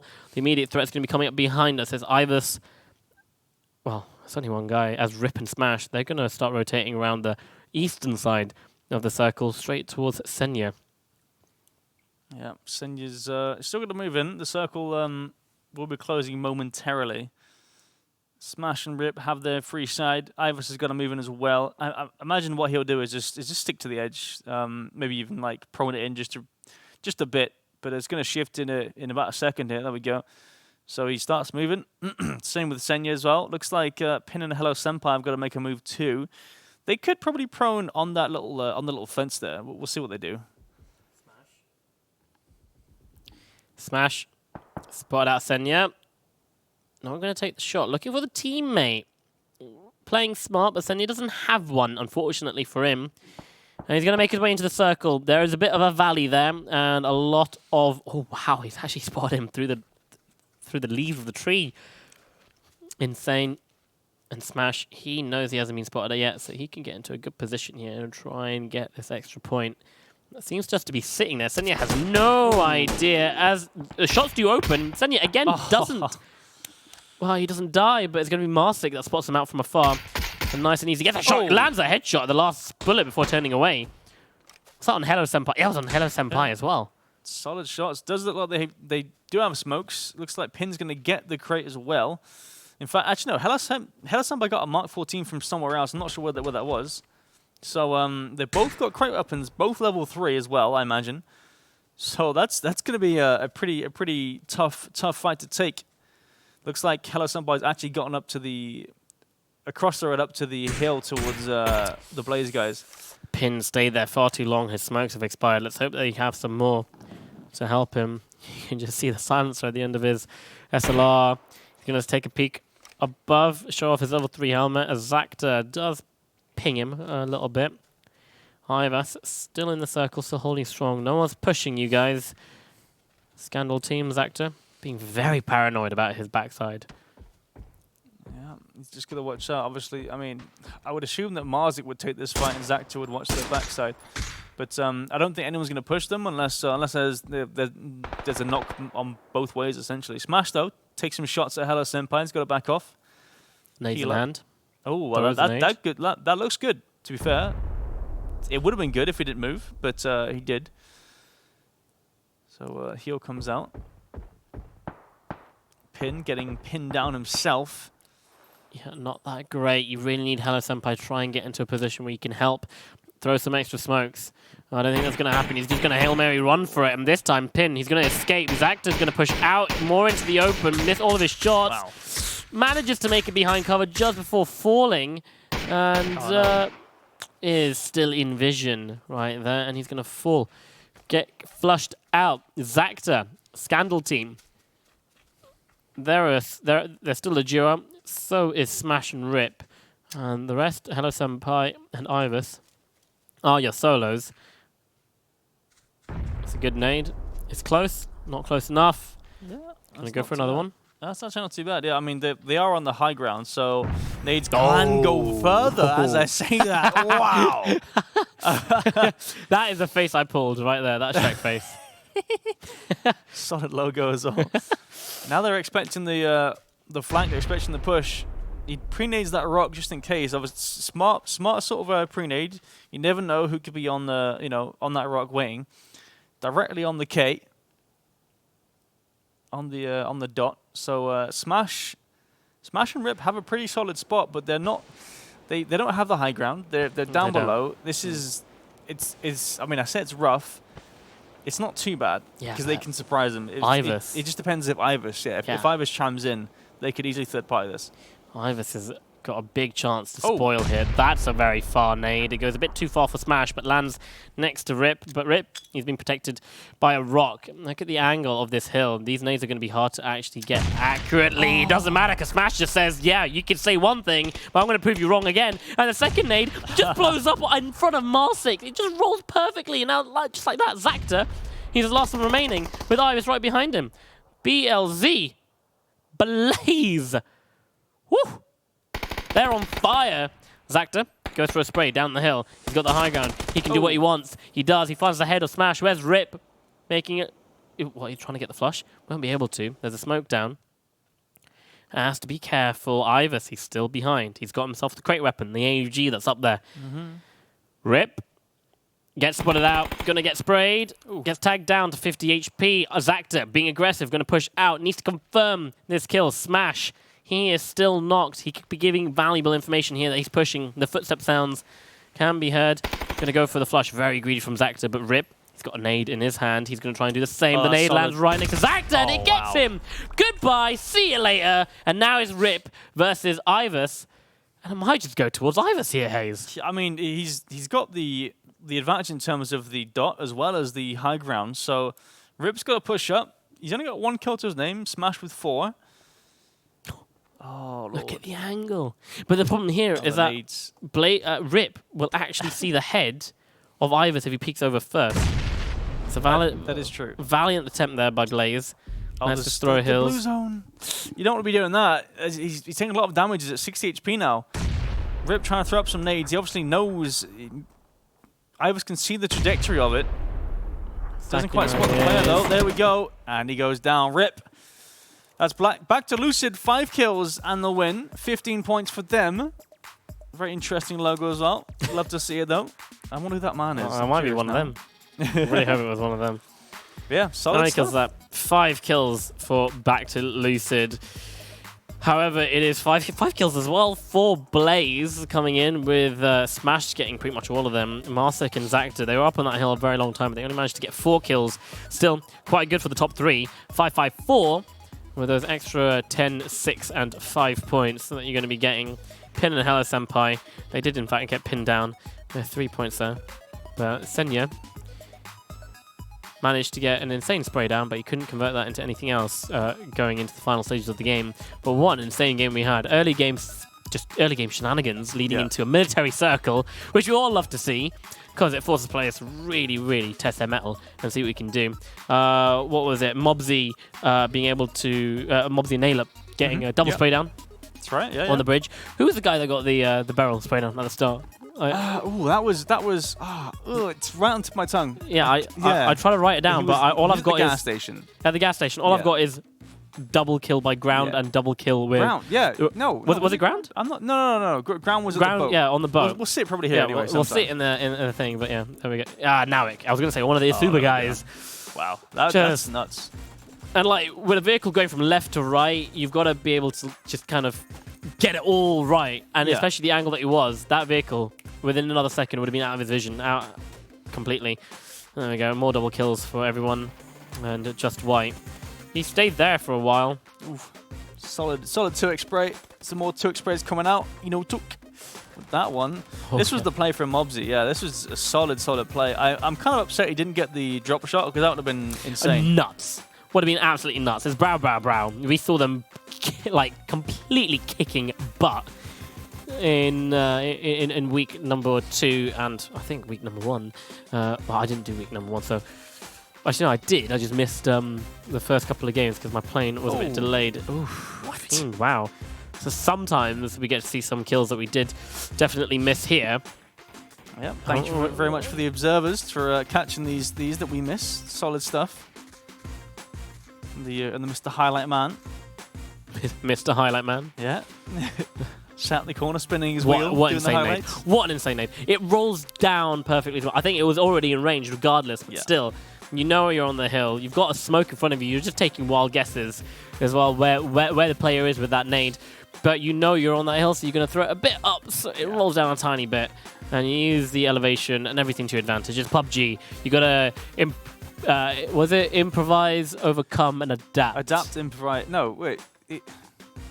Yeah, I think it was that. Yeah. Is it that? Yeah, that's the meme from Bear Grylls. Right? Yeah, it is. It is a Bear Grylls meme. Yeah, and that's the name of the game. Yeah. You got to improvise. You got to improvise, overcome, and adapt. But don't go anywhere. Make yourself a cup of tea and try and adapt to that because we're going to be back after a short break.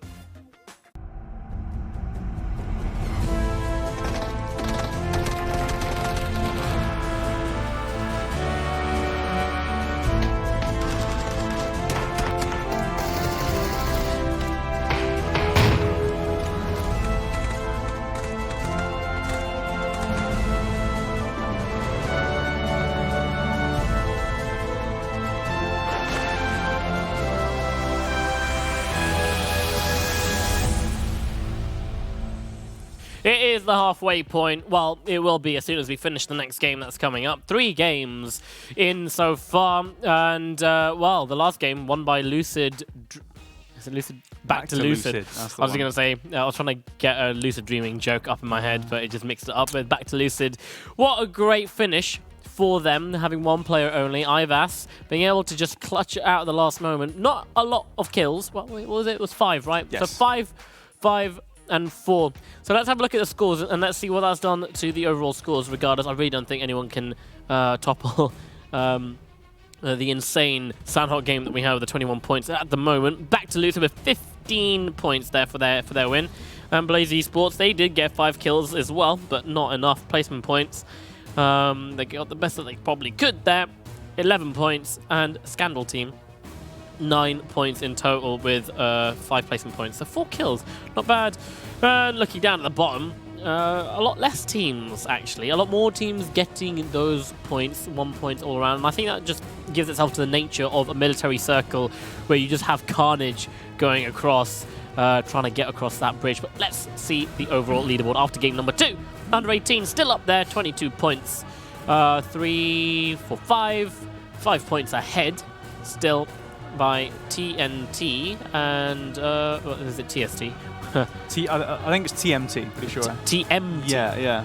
With an M. Yes. I'm pretty sure that's their little. Okay, 17 points. Irregardless, back to Lucid. They managed to get themselves into 3rd place at the moment, but they're not that far ahead from 4th and 5th and everyone else. 12 points and 11 points respectively for those teams. So we can already see that we've got a few teams doing pretty well, but it is anyone's game yet. They've got 12 games to prove their worth, and 12 games stand in their way between to take away £8,000. Yeah, $8,000. Dollars. After these 12 games, we'll find out who will be taking away what portion of the $20,000 that is to be won. But once again, we're on a wrangle. Yeah, it's solid stuff, solid playing. I mean, I say solid, but no one that goes to Yasnaya can actually get to Yasnaya, so not so solid, really. Looks like we've got a Sammy Toxic and Hex going towards North Georgia Pole. I'm not sure if anyone's actually going to go take South. Maybe 50 Saint and Tundo, I'm not sure. We'll see. Looks like Kleineman and his teammate going for the crates. Now, that's an interesting spot, because I feel like from really early on in the game, crates was really... containers, people call it containers, crates, whatever. Legoland. It's been a really solid loot spot, and now it's just awful. You can't get anything from it, really. As we say that, though, the circle does pop, and what is it? That looks like quite hard to tell, actually, what kind of circle that is. Yikes. You know, that Milta circle? With Milton's inside, Novo Circle, that's the one. Yeah. Yeah, we're back to this. Yeah, it's going to go down there. It's going to go down there. That's definitely a military circle. Back-to-back military circles. This time, it is for sure going to be on the military island. It's just bang slap in the center. But it could go anywhere on military, so we don't know. Ibis and Lucarux, that is back to Lucid, our team that won last game. They're already bang slap center, and they have it. And so is Smash and Rip. Yeah, so the 2 teams that got 1st and 2nd place are on military island itself now. Like that's just wow. That's either like really good prediction, or they just loot there. So I mean, I'm pretty sure we saw smash and rip loot there last game anyway on the little western side there. But Iverson, Lukarooks, I'm not sure they looted there before that last game. We'll have to see. No, they weren't. They hadn't had loot there. Yeah, we just saw Pin beaching a boat, but he's done that all in good faith because he knows that there's another boat ready for them to use on the Bay of Primorsk to be able to get in. So, military, back-to-back military. Well, there's another boat there. Thank you, observers, actually, for doing that. I think it's a hard spawn, that boat, just there. That's a hard spawn, I think. And then there's another one under the bridge as a hard spawn, too. We are playing esports super settings here. So you should see a boat further along. Yeah, there we go. There's one just under the bridge there. So another hard spawn esports boat. So I mean, these players should know this. If they've done their research, if they're competitive players, they should know there's boats there. Golby from one of the Nabista teams managing to make his way across. They didn't quite fully make it on their rotation last game. He's managed to make it a bit further. Amon and his teammate go black. They go very early onto the island, and they're going to be able to get in to a very favourable position if they just charge straight in. Ground still at the shark fin compound. Mobsy finds Molman. Not a great start again for the Stellar guys. Molman falls. Yeah, he's got his tiger suit on.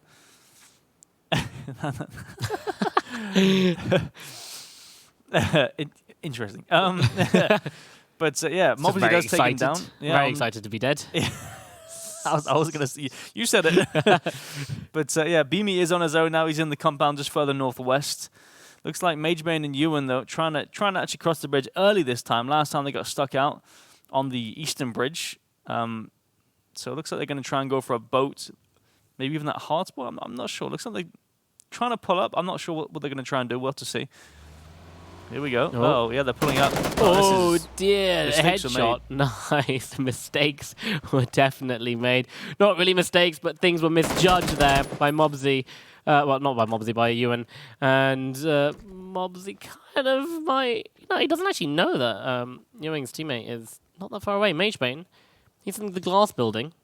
And Nailup, he's actually going to be pushing into it. Just stay away from the windows. Stay away from the windows. You're going to get spotted in a second. He knows where Mobsy is. You don't know where the teammate is. Now he starts firing, looking for the head. It is a level 1 helmet on Mobsy, so that mini 14 could do a lot of damage. 2, it's different skin. Obviously, there's different skins for level 2s and stuff like that. So he shouldn't be too bad. Obviously, it's still a 2-tap. I mean, level 1, level 2, it's still a 2-tap if you get him twice in the head.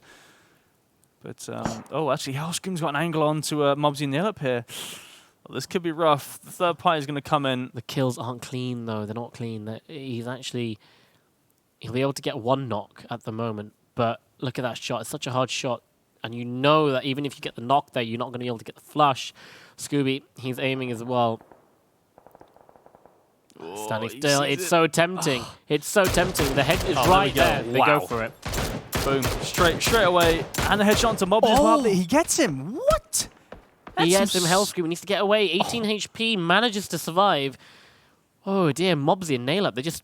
They played that far too long. Getting a bit too greedy trying to get Magebane. Zeron sees the dead body up ahead. Did hear the shots. Knows that something went down over here.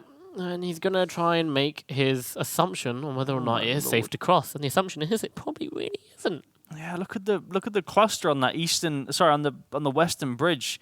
Meanwhile, the eastern side, that bridge is pretty much clear. So everyone's even around the western coast and boats. You got Hello Senpai Pin, you got 50 Saint and Tundo over on this western side taking boats. There's just so many players. That's an insane amount of players on that side. Holy moly! Yeah. Fike gets a knock with a Kar98 onto Just White. He's pushing very close though to Midradi. Oh, sorry, Midradian. My Radiant. Right. Manages to get a knock, but he gets sprayed down. Not knocked just yet. Fike very low. Dear Lord. Fiendwell gets tagged from elsewhere. He's getting third party slightly just from the compound. by Zinsan and Klubber. Ooh. That nade went a bit too far. I call him Radiant. I feel like that's a good name. Radiant. He's prone now. He's got to heal up. He's going to back off. He's got the barrel. It's a solid weapon. We've seen, obviously, Noak use that last game. Although I'm not sure if Radiant will use it to that much of an effect. Well, in this game. We'll see if he can. But looks like that gunfight's gonna kind of dissipate. I feel like Sila's sparking, going for a boat as well, or just under the bridge or something. MageBane has been left on his own. He's just been chilling there. I mean, he doesn't have to move really. It looks like the players that dude, this fight again. But actually, they're not in the boat anymore. They've decided that this is the same exact fight as last game. Mythrain in 10,000 days, but Ground doesn't hold them on the boat. He's being pushed, and he knows that. He's going to back off, try and change position. Ooh, interesting. He's going to end up going downstairs. Don't know why he had to jump out. Okay, well, yeah, he's going to go back upstairs. So, yeah, that was pretty... Could have been a bait, maybe? Pretty pointless. Yeah, I mean, smashing the windows, that can be useful, and it might come into play later. Might be able to get out sneakily. He does hear Mythrain get into the vehicle. And again, these guys are actually approaching this compound with a few kills under the belts coming straight in. Maybe one more shot is all Ground needs. Is unable to crash through the window and just gives up on it. But does he protect his boat? No, I think he has done. So he can use that to get across onto Military Island and so he wishes. But if he leaves it any longer, it's going to be harder for him to get himself a nice position. That circle's shifted really south, actually. Yeah, that's it's going to end on where the observer's actually shown us, I think. All the way down there on the rock. No, I lie, but yeah, just down there we go. That'll be fun for the players. But it looks like the Eastern Bridge is pretty free for 10,000 days of Mythrain to move around there. As I say that, Raiden does go down, so that fight did break out, and it was finished by Fike and Fiend. Spider-Man! Oh, I was going to say, you're not going to be getting out of this anytime soon. He turns around and puts a bullet straight between the eyes of Sparking. And now look at that. He can get into a better position. Zeron can push up. And they're on the... he's actually looking for the flush right now. Sparking. He's got rezzed. He goes down straight away. Zeron's got himself in a prime position right there. And you're being sandwiched. Was it scissored? There we go. You're being like pincer maneuvered straight in, and there's nowhere for cover to hide behind that tree. Yes, it's so rough for the double S's here. Salad and Sparking, under 18 guys. Now Sila's all on his own. He's got a lot of work to do. I have faith though. It does actually take some shots at Clannerman. Doesn't tag up too much though. It's nice little peeks there, just to get some information. Didn't quite spot him there. I mean, it might have just been like an observer sort of latency thing there. We saw him, he didn't. So looks like Silas will get away unscathed. I think it looked away literally at the last second. People just have no chill when it comes to aiming a position. They look away at the last second as that person walks into where their crosshair would have been. It's a good nade. It's not far enough at the moment. Zinsan. Clubber was on like a tiny bit of HP. Oh, actually, never mind. MageBane. Oh, no. Blows up the vehicle. And that gets Clubber down. Now Zinsan, he's actually jumped over the bridge. Honor, he's coming in from an angle that might just throw off MageBane right there. Sees his head. Why just don't take the shots? Take the shots. Stop. Stop hesitating. Gonna wait. Oh, actually, he had the shot right there. But actually, I think he knows that Maxizor is just behind. MageBane in such a rough spot here. Maxizor, he's actually headshot Maxizor. Same with MageBane though. He's got to heal up. He's got no cover. There's actually nothing he can do. And obviously with Owner just to his left as well, he's literally pinned. Oh dear lord. MageBane 9 HP. He's got booster, but it's not fully boosted. There we go. Maxizor just peeks around the corner and gets that kill. Honor, he knows where Maxizor is now. Still a lot of people in this area, and you've got Fiendwow and Fike coming up on the backside.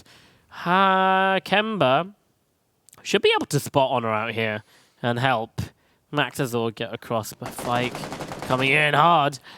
He takes down Maxizor. Fiendwow gonna push straight onto that Harry Potter. Honor, he doesn't hesitate on this one. Lands a chest shot, lands a headshot, gets the knock, gets the flush. Straight away, insta flush out. Fiend on his own now. There's lots of solos here. You've got 4 solos just on this eastern bridge on the northern side of it.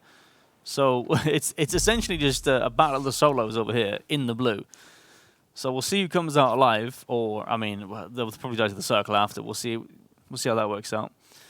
But yeah, fully Such boosted. a pointless fight. Yeah, it really is. But I mean, it's if For one of these guys everyone. can frag out, then it's a solid amount of points. To be fair, they get 3 extra points on top. I mean, if Kemba gets all these points, then he's on I think a 1, 2, 3, yeah, 6 kills then after that. So I mean, that's a solid amount of points. Just from that, you can, as I said earlier, you can just die happy essentially. Fiend wow. Slow walking up. He knows Honor is there. His teammate died to him. He's trying to make as little noise as possible. Going to be coming up behind. And I think Honor might have just forgotten that there could be potentially a player behind him. Fiend wow waits to make his move. Here's the vehicle of Kemba. Going to start spraying, but Zinsan is actually waiting for Fiend wow. And he gets the kill on them. And in fact, 2 of them are going to leave. Zinsan. Ooh. Oh, wait. Zinza got the kill onto Fiend as well. Yeah. Oh, wow. Okay, so he sprayed at the car and then instantly turned around and switched to his SLR and just completely banged out Fiend as well. That was insane. Kemba didn't go that far because, well, yeah, you've got the bridge campus, Hellscream and Scooby. They're waiting. That's a very ambitious nade. Oh, it's a smoke. Yeah, smoking out to get the loot. Looks like they need it. Hellscream still covering his teammate. Zinsan's got a lot of work in his hands. The circle's obviously shifted. We didn't mention this, but it has shifted just further towards the northeast, you'd say. So next shift, obviously Circle 4 will shift away from water. So as you can see, looks like Stimex and Blink Dagger, Exacta as well will be a sort of center circle on this next shift, you'd think. So they're in a solid spot. Do you go up to the observatory? Or is that too much on the edge? I mean, it might be close to the next circle, I think. It might just miss out on the observatory. So you can get that. You can go there for information. Hello, Senpai and Pin. They're hunting Kleinerman and his teammate. Kleinerman has fallen and he's flushed out. This open area, though. Yeah. Very open where they are. Don't want to get caught out there, especially from the high ground where... this is exactly why. Yeah. Oh, big shots through the smoke there. Only tags him up once. Zeron got to heal up again. He's in the blue as well, so he's not looking good so far. Zinsan still on the blue as well, actually. he's still on that bridge.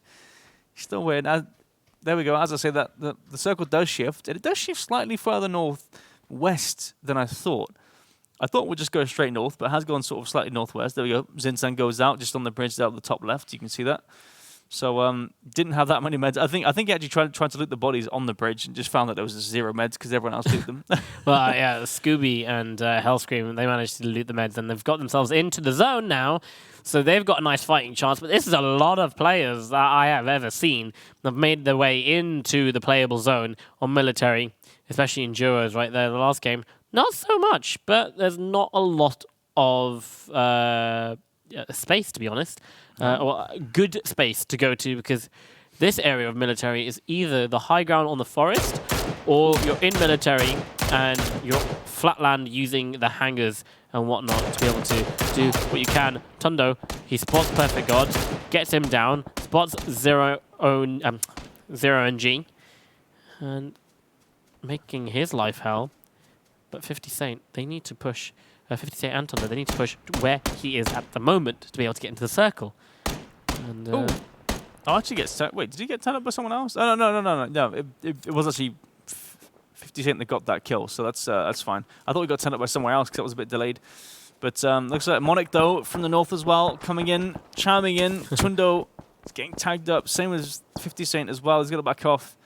He still have to push into the circle, so this is a big sort of gatekeep from them. Actually, Monic gets flushed out by Hello Senpai and Pin, so Will Sonico has got to back off now, which gives Tundo and Saint kind of a free reign into the circle, basically. Yep, they can finally make their way in, edge into it. As Eno took he's very close by to Cesarius and Rikes, and he's not in the circle just about yet, and he's just openly firing. And they will be aware that there's someone pretty close. As you know, Turk, he's going to start running across an open bit. Where's his teammate? Just slightly, well, quite far ahead of him, actually. Yeah, I think he was shooting at the players to kind of try and cover his own teammate in a sense, because he is pretty close to Sammy and Hex. So we'll see if that fight breaks out. But I'm kind of surprised that Cesarius and Rikes aren't really paying too much attention to Emotuk, who's actually got to move into the circle. Although he can drop down towards his teammate onto the beach, so it's not too bad actually. But yeah, they're going to stay in the little compound, which I'm quite surprised at. I would have taken the opportunity to push up to the hill already, because that's where it's gonna shift away for sure. So you want to take the opportunity whilst Sonico's teammate got knocked and taken out. You want to push up like pretty soon. A lot of teams still on 0 kills right now. Sammy and Toxic, they managed to get themselves 1. Well, it's a knock at the moment. Need to convert that into a point. Executor finally. He's still getting tagged up. Sees a player ahead of him. Hasn't been spotted by that player. It stands. He's looking out at the blue. Just about. No. Oh no! He shot. No, you give away your position. That's a headshot though. Oof! There we go. That's a nade. Oh dear Lord! That is Desaut. He's been sitting there waiting for his opportunity to strike, and he does strike like a little vicious viper. He is. He's gonna go push up, kind of gatekeep. Stimex finds Draco Shazer. Teammate Blink is down, but they're down facing the entirety of military. Senya, he pushes up into a better position, can go for the res, Stimex, but the nade is coming in, and oh dear Lord, it is a bounce. It's a bit too far away to do any sort of damage. Yep, Senya's trying to make it happen. Obviously, Blink is knocked. He's getting the res though, Stimex. And just spots him going over the ridge, but he's fallen down. Oh, this is bad. Oh, I thought he was going to die there, to be fair. But, I mean, he managed to get out of it somehow. But he's still outside the circle. He's going to make his way in. You've got, obviously, M-Force just down the hill from him. So he can't go down. He can't go up. I mean, he has to go up, and he is going up. What? He goes to, well, he goes to 15th, 14th place, in fact, as he gets those two. Blink Dagger is out. How did he do that? I have no idea. I would have loved to have seen the angle that he had there, but now you've got obviously M-Force pushing over. They're trying to get a piece of the action. It's only one man over there in Senya, and he's actually pushing around on the outside of the circle here. This could catch them off guard, actually. That's very clever, especially this area where it's so hilly and the terrain can give you cover from all sorts of different angles. Look at him, he's using it to his advantage, and he's coming around, and he can completely bamboozle Tari and Bar. But now he just needs to close that gap.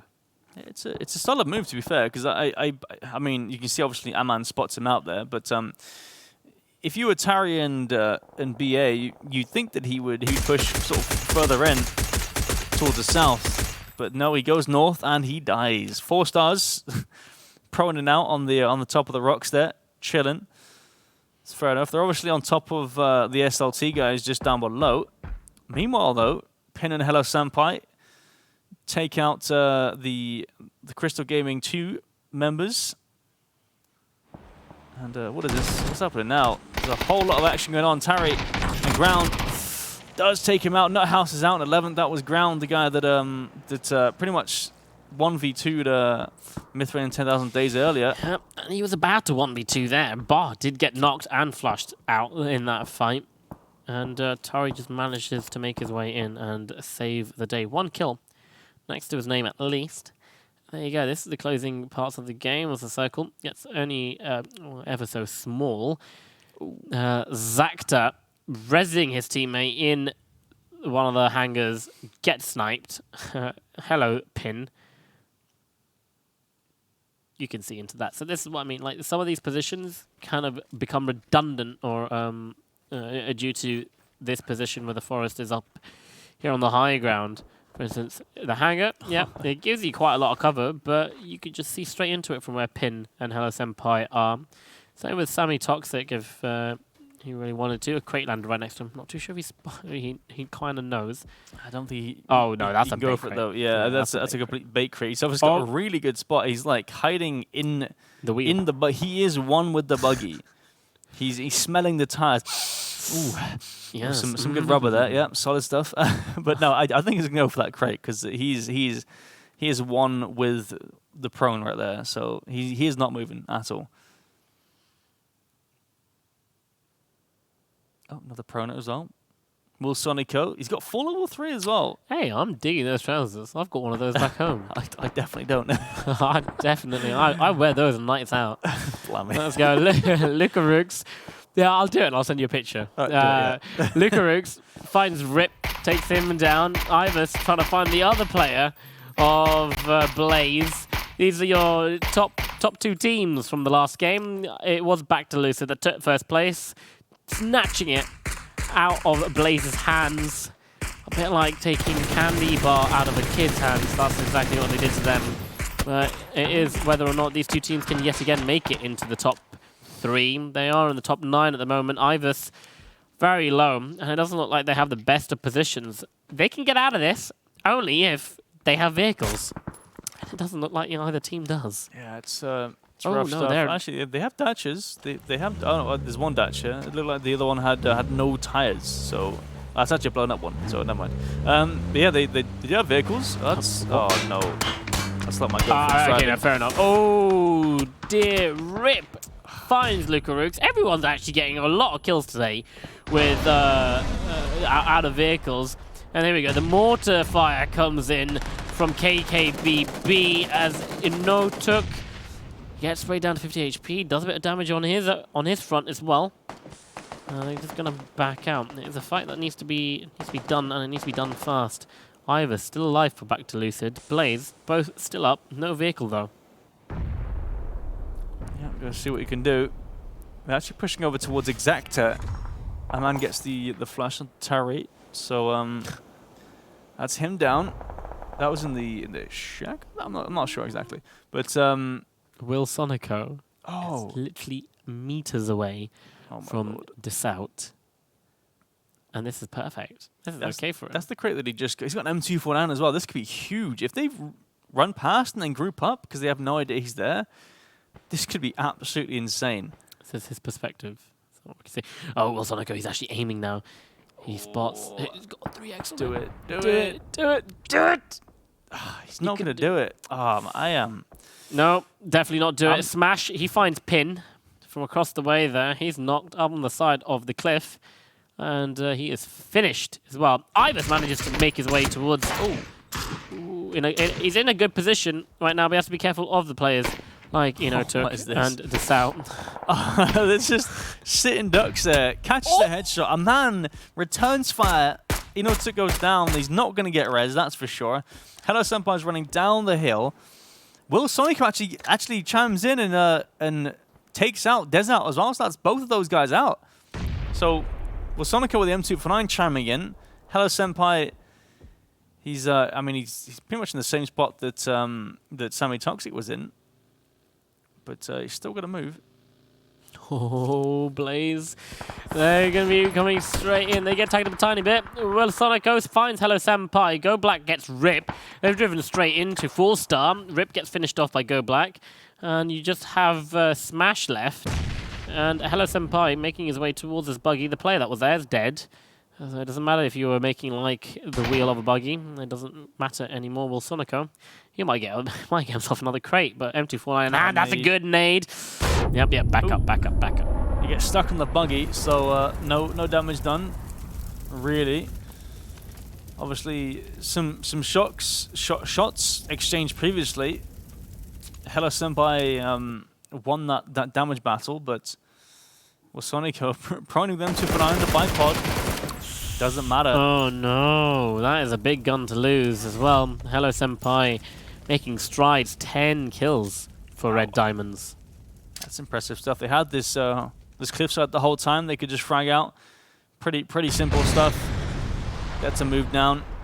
Hello Senpai, the only one on the south side. Looks like FS pushing onto onto back to Lucid. Does he know that? Oh, he sees the he sees the legs. It looks like a dead body. It looks like a dead body to Amon. He has no idea. He actually saw the legs of Ivers. Like, he'll see them again.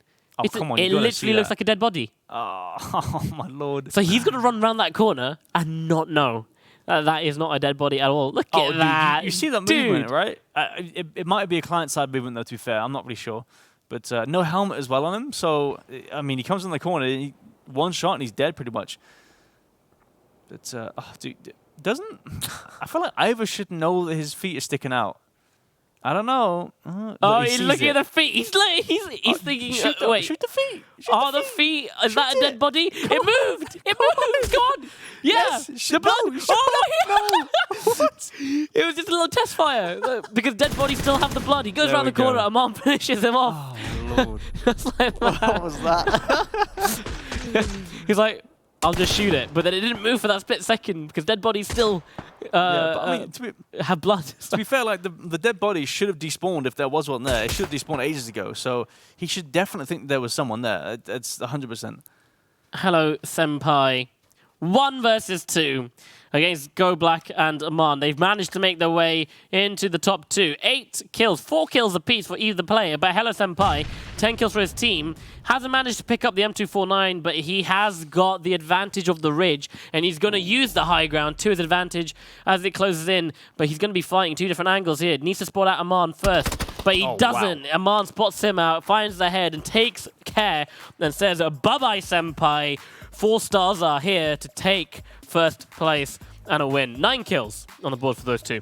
Yeah, solid stuff. They came from the north side. They just essentially they had that that kind of what do you call it? The bunker on top of the bunker on the hump where you had Exacti and his teammate inside, and they obviously they're proning out. We saw them earlier, and they just came in. They came over. They pretty much fragged out the whole of the lobby on the north side, then just picked up the pieces essentially. Picking up the pieces, that is what most solo players need to do when their duo partner dies. Their wingman, you know, the reason why we're here is to play with a wingman. Is it anywhere over on the... No, okay, right. Well, the logo on the top right over there says wingman. The W. Right? You want to try and stay alive as long as possible to help your wingman out. But we've seen some amazing plays coming out just by solo players as well. But Amon and his teammate, they truly did that in good fashion. 4 kills each going into the last one. Amon managing to pick up 5. And that is what you call nice, well, I was going to say equal gameplay there. It's when, you know, the strength of the team is shared evenly between both players. Yeah, it's solid stuff. Really, really well played by the boys there. Obviously, 9 kills as we said. And the highlights, obviously, I'm surprised that Wasonico didn't actually, this is, and look, the dead body inside. Yeah, actually just his little down. body. You did tag him up there. He throws up the nade. I mean, this could have been big actually. That nade landed on him as well. Wow. Oh dear. I didn't realize that. That's insane. That was a perfect spray there to end the game. That is absolutely insane.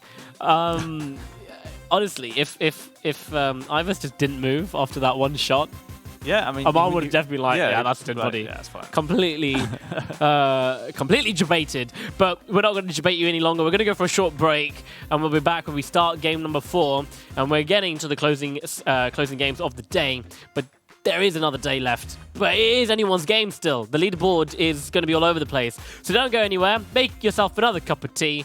And we're back after this short little break.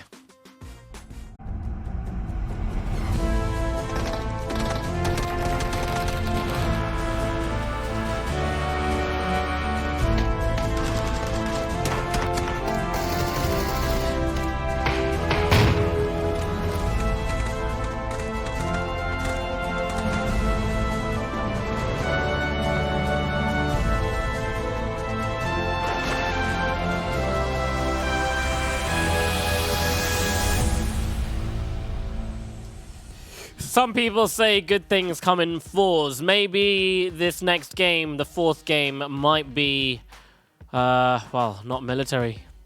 Yeah, let's hope so. Yeah. You know. It might even be on Miramar. So we definitely won't be getting military. But welcome back. It is the GLL Wingman series. We are in the EMEA CIS finals. If you're just tuning in, we are going to be going into game number 4. We've had 3 different winners so far in every single game. But we've definitely got a leaderboard that's going to be shaping up pretty nicely for some more drama. And yeah, we definitely are a Miramar because I just saw the screen. Oh, yeah. So we're not going to have a military circle in this game as we round everything off. But nonetheless, still, we've got a few players still standing out from the rest of the pack. For instance, we've got Nailup and Mobsy. They are doing a stellar job at doing a lot of work and getting a lot of kills. We have, God, what's his name? Beginning with a D.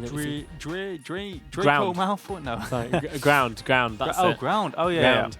The 1v2 master, but no one as perfect as the perfect god, who we haven't seen much of since Sanhok, somehow. So, let's see what that has done to the scores after game number 3. Well, let's see the scores for game number 3. First, as 4 stars, 19 points for their 9-kill win. Red Diamonds in second with a 10-kill second place, giving them 16 points. So very good all round. Then we drop down into the single digits, 9, 8, 7. That is back to Lucid Blaze. Still, though, back to Lucid and Blaze. First and second in game number 2. Game number 3, they're still up there in the top 5. So very consistent from those guys. Overall leaderboards, 4 stars. Have managed to make their way into first place after that win. Red Diamonds go up to second place, and back to Lucid and under 18, third and fourth. Blaze, they're still keeping in track there, but everyone has broken into the 20s, apart from Blaze Esports. Yeah, that's a solid leaderboard after game 3 there. 3 games done, 4th one coming up, and 4 stars are currently on top, so looking good. Yeah, if you want a chance to win a portion of that $20,000 US, you want to be able to make your way and keep yourself consistent in the top half of the leaderboard, definitely. And if you want to win the big bucks, well, if you're Aman and his teammate there, you have to keep coming first to play consistently, try and keep those points ahead of everyone else. So as we make our way into game number 4, we are in Miramar, and we've got a nice diagonal plane. It's pretty solid playing, going straight over to towards El Azhar, crossing over Minas Generalis from Valle de Mar. So looks like Mobsy and Nailup are going straight for Valle de Mar. Solid spot. They've got no one really around them either. So good loot over there. Sammy Toxic and Hexecutor obviously going to El Azhar.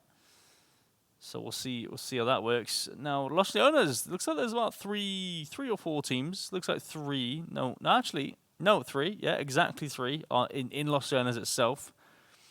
So, might get some fights here. Looks like Exacta and Pin and Hello Sampai might be in for a fight. Yeah, Los Leones circle. Oh wow! Kind of in the middle of La Bendita and Los Leones. That's where the center of the circle is. Now I can spike. They've got the more favorable side coming out of Los Leones. In there, Ibis and Lucarux, they are looting the lower half of Los Leones, as well as Marsic and Zacta, making their way on the south side. A lot of teams in San Martin, or just roughly around San Martin. Okay. Yeah, that's true. There's looks like there's three teams in San Martin as well. Obviously, a bit smaller than Los Leones, so a bit more compact. Got MBS, Ataxia, and the KKBB guys just on the eastern side. Club are using a vehicle this early to make his looting that much quicker. There's spotted out Clubber though. We'll see if he can find the angle on his vehicle when he gets back in. 2 minutes remaining before the zone gets restricted. Only 2 minutes, 40 seconds into the game. No one's fallen just yet. Well, have they? 63 players? Maybe no one got it. I didn't see anyone fall, so I think maybe just someone just didn't get in, unfortunately. Someone hasn't been able to connect. Well, that's okay. Happens. Hopefully that solo player can do wonders on his own, get those points. By the looks of it, everyone looks like in. Yeah, I can't see any solos, really. Oh, what's it? Out. He's still holding. He's got himself an SLR. Okay, goes for the shot. Not the perfect timing to take those shots, to be honest. But he does give away his position, does a bit of damage, tells the teammate where he is. And the Clubber Deluxe is going to start getting pushed. However, Inotuk needs to be careful. I'm not too sure what his armor situation looks like, but he definitely doesn't have any meds. Okay, level 2 armor. The vest doesn't look like it's there. Has to be careful. The smokes are coming out. Inotuk, he is going to be heard with his footsteps. Going to open the door. Go back. Open the other door. No. Definitely. I don't think there's a door inside. No, It's going to open not. a third door. Go in. Find himself something. Get sprayed. And that's what I was talking about. You don't have the chest armor. You are literally a piece of paper. And he does get sprayed down by Zinsan. And now KKBB are on the back end here as Inotuk. He's going to fall. Desout. Let's see if he can do any sort of damage, but it's all going to be in vain. Yeah, Inotuk goes down. Zinsan with that one. Desout's going to back off. I mean, can he back off though? He's in a little sort of corner with the warehouse. So that's rough stuff. I did actually notice that Salaz is missing his teammate Sparking. So that's the one player that didn't come in to the game, unfortunately. That's a bit rough as well because they're in the top 5 of the leaderboards too. So you don't really want to be writing off one game when it might make that one game might make the difference in the end. Yeah, exactly. Best of 12. It's you want to make all those games count for sure. Looks like Salah's going to go for a central spot. I mean, he's got to watch out for M-Force in the compound there. Meanwhile, M-Force taking some shots at MBSD over here. Bar waiting for the vehicle to come up, but it doesn't come up any sooner. It comes up very late and only for a flash of a second, less than a second. Bar sees it, so he can't assist in that knock. Kemba, he is Wilsonico. Not able to make wonders here. But Asuba, you see Nawek going to the high ground on the little mountain. And that's just on the north of Los Leones. Spike is going to shortly follow suit. As everyone else, they're going to start making the rotation towards the center of the circle. Yeah, you seem to have a pretty solid spot up there. It's lots of information they can gather. They obviously have easy access to Los Leones as well as rotations to the north. So, yeah, solid information gathering from them. Everyone else making the rotations in. Meanwhile, Moman catching out the attacks here rotation. Gets some tags on. Nothing more connecting, really. He's got Beamy just behind Moman. Also taking shots. That car is nearly going to blow. They get out pretty swiftly. That's their only vehicle as well. So they blow it up to get some cover if they get pushed. There's a buggy just over there. Thank you very much, Observer. So maybe they'll spot that one out and try and grab it. Looks like Zinsan's going for it. The club is actually pushing to make sure that he isn't getting pushed as well. Good play there, but very dangerous when your teammate is just leaving you. But they know that it's a bit clear, so they can go ahead and get that buggy if needed. That's a good play by Zinsan to back off towards the compound, because if they do push over, it's he has good cover over his teammate. Perfect God. Took some shots. Doesn't take any damage. Has to back off. Battle Strong and Jagi. They're not inside the circle just yet. Looks like Zero NG is going to slightly pull up into this compound and maybe get some more damage on them as they rotate along the road. This could be interesting to see. Senya managed to pick himself one kill. Just then, Zero and G. His teammate, Perfect God, just coming up, right behind him. And now it's like a little bit of a drag race, so you can get into a better compound first on that road. But Battle Strong and Gargi are going to go up and go to a different direction. Everyone else, they find themselves a compound. They find themselves a nice place to kind of sit for the time being, while everyone outside the circle, Senya and Draco Shazer, just trying to make their way in. Going to be going past Molman and beaming. But not everyone is quite in a position that they need to be in for the next phase. Ivus finds Blink Dagger. In fact, he doesn't get the frag and Blink Dagger, but he does enough damage to the vehicle, so Blink Dagger kills himself. Blows himself up. Molman finding some more players in vehicles. Senya goes past. Oh, the first shot. Yeah, got the tire. That's a spin out. Uh-oh. He's in a whole load of trouble, Senya. No, I mean, he's got his car covered. He's got to back off from the car. It's going to blow up pretty soon.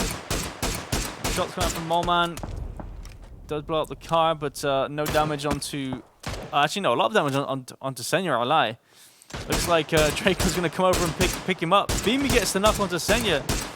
That essentially forces Draco to just leave. There's no way he's going to get that res. Not with all this pressure coming out from Stella. Stella not being conservative at all with their ammo. They're going fully in on trying to get all the points they can. Their first couple of games were completely wasted. Not many points for some really top-tier players there.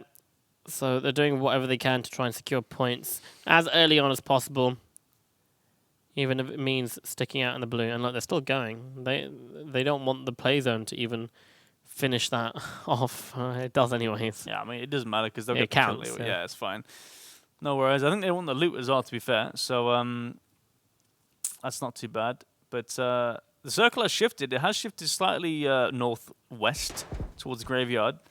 Toxic players. This nade could be big. Sammy doesn't know. Just bounces off the hay bales there. More nades coming in. Looked like it was okay. Just nade after nade and a molly as well. Scooby and Hellscream in a whole world of trouble. Yeah, their Bronco's on fire, so they can't even get in it and drive away. There's no way. Shots come out. Hex has been tagged up. Sammy's pushing up though. He's trying to get an angle. He's getting tagged up by someone else though from behind. That's Mithrain in 10,000 days. Yeah. Oh dear lord. There's a nade. It goes to the tractor. Sammy, I don't think he has been spotted just yet. He is pushing up. Ah, there we go. There's a spot. He's being tagged up again. No, he hasn't been spotted by the two players in the hay bales. He's just pushed all the way in with the smoke. Hellscream might be able to hear him, and he does. Throws a nade for a good measure. Meanwhile, just want to say 0 and G, and they have no idea. Oh my god, Executor. No, Hex gets a knock. Hex gets a knock into Scooby, and now Sammy knows that the res is going. Easily. Oh no, he's looking away. He needs to see. What are you doing, Sammy? He goes for the flush instead. Hellscream manages escapes literally with a fraction of health left as Executor. He's looking for... Oh my god, Hellscream, he's in there. The bullets are missing. Just needs to blow in your general traction. There we go. And it finally comes out. It could have all gone so wrong for toxic players. Oh my lord, that was a whole mess and a half in the fields there. But so they do get the kills. That's 2 kills going to toxic players there. But now you've got Mithrain in 10,000 days eyeing up the players in the field. We'll see. We'll see how that works out for them. I'm sure they'll be able to get away from that. But they'll have their compounds with their vehicles, so it shouldn't be too bad. Is there spectator smoke? Is that why he probably didn't see him as early as we did? Smokes are still slightly client side, even though they made it so that they weren't so much client side, but they're still slightly. So we might see the smoke differently to what they might see it, just a bit. Okay. Yeah, it is what it is, but I mean, it's pretty accurate though, to be fair. Yeah. But yeah, no, didn't see him for the first part, but does catch him out nonetheless. Still, Molman and Beamy on the north side, still outside the circle. They're so close. They are so close, and there's no one really in front of them. I mean, maybe Tundo and Saint might be able to have angles on them as they run out into the road, but apart from that, they should be okay. Well, yeah, they don't really need to worry just yet for the damage, and the circle's not that far for them, so they can hold it up. So maybe this hard shift it looked like she shifted Rip get out. Rip does get out. Lots of tags. He's actually following the smoke is giving him so much cover. I think the full auto on Fike's M4 as well didn't quite have him out there. He kept double tapping that, which made him miss a few bullets. Circle again shifts northwest.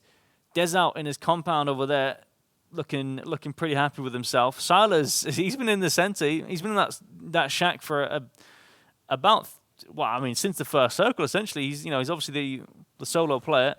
Trejo though, Vega Squadron. Oh, that's lots of bullets. Good spray. Solid spray. Doesn't quite take him down though, so he's obviously backing off. Needs to heal up. He's got a solid little dip here to work with. Rax and Cesarius, they haven't moved that far from the last time we saw them. Got themselves that compound. Silas still in the shack. Trejo running towards shack. Trejo, if you open door to shack, you die. Okay, yep. Shack's up on the hill. It's actually closer to Vega Squadron. I thought it was Max Azor and Kemba. Got themselves some vehicles, got themselves some flat ground to be able to use to their advantage. Looks like Ground's coming in to join his teammate Trejo, so they should be able to group up.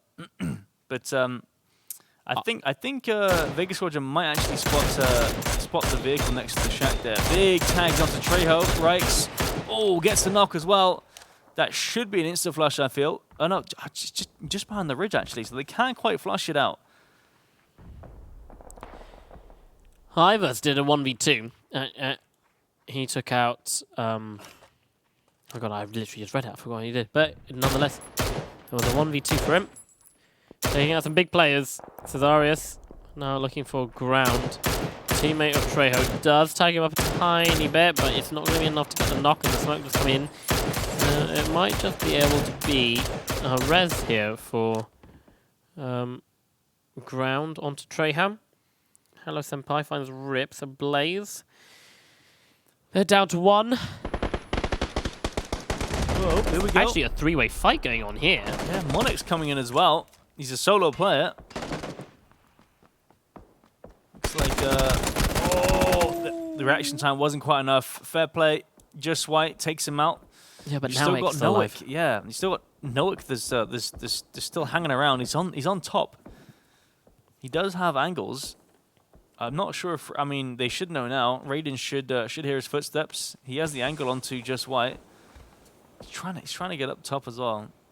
I like the play. I'm not sure if Just White knows he's up there. Oh my god. He might be able to do the double nade. Spots out Just White. Has to fall back. Did not get the damage that he needed. And now both of the players are right underneath him.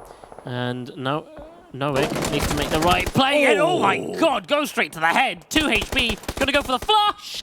It's not in time though. It is. No, it's not. Oh. He just catches the res. Oh, look at the health on Just White. Just White, just in time. That's for sure. Wow. Okay, solid save there, and they both stay alive. I'm surprised he didn't get the flush there, but that was a solid turnaround of the headshot to knock him. And controlling all your bullets land on the head like that. Oof, dear lord. Nutty flick. Absolutely. Brow. Here's Nail Up. No longer here with Mobsy. Let's have a nice setup there of skins and whatnot. I like that color. All right now, as Bart is throwing some bullets towards Rikes. Does tag him up, takes him down to about 34 HP. His teammate, yeah. Cesarius knocked. Clubber's pushing round. He's going to spot him. No, it's going to be Rikes. He stops healing, and he gets Clubber down. He's going to push on over. Doesn't know where Zinsan is. He's up on the hill now. And you don't have time to breathe, Zinsan, because you've got Rewop coming in. It's Ewan. They smell point, and they take point. It is Ewan who picks up the 1 kill. Mage Bane, he's just following for morale. Yeah, he's a support player at the moment. Ewan's the front man. He's raring to go. They still got to get into the circle though. They do have some space, but gotta watch out for Tundo and Saint. Obviously, Ground and Trejo further in the circle. But the nade comes over, not quite cooked enough. Too long. 10,000 Days got to try and defend himself against the 2 players here. That's not going to spread enough though. Oh, never mind. It doesn't matter. Don't need to use utility when you've got bullets that land and kill people. And that's another player that bites the dust. As we approach the 18-minute mark of the game. 20 teams remain, 32 players alive. Nice even numbers. You got Nail Up sneaking up on Sammy, or is it Sammy sneaking up on Nail Up? I'm not quite sure. Yeah, it looks like Sammy just catches him off guard, trying to throw the Molotov. Bit too late though. So the solo-on-solo action ends up in Sammy winning. On the south side, he's not quite in the circle though. He's got some space and some loot to himself as well. Just checking his surroundings, seeing if he's okay.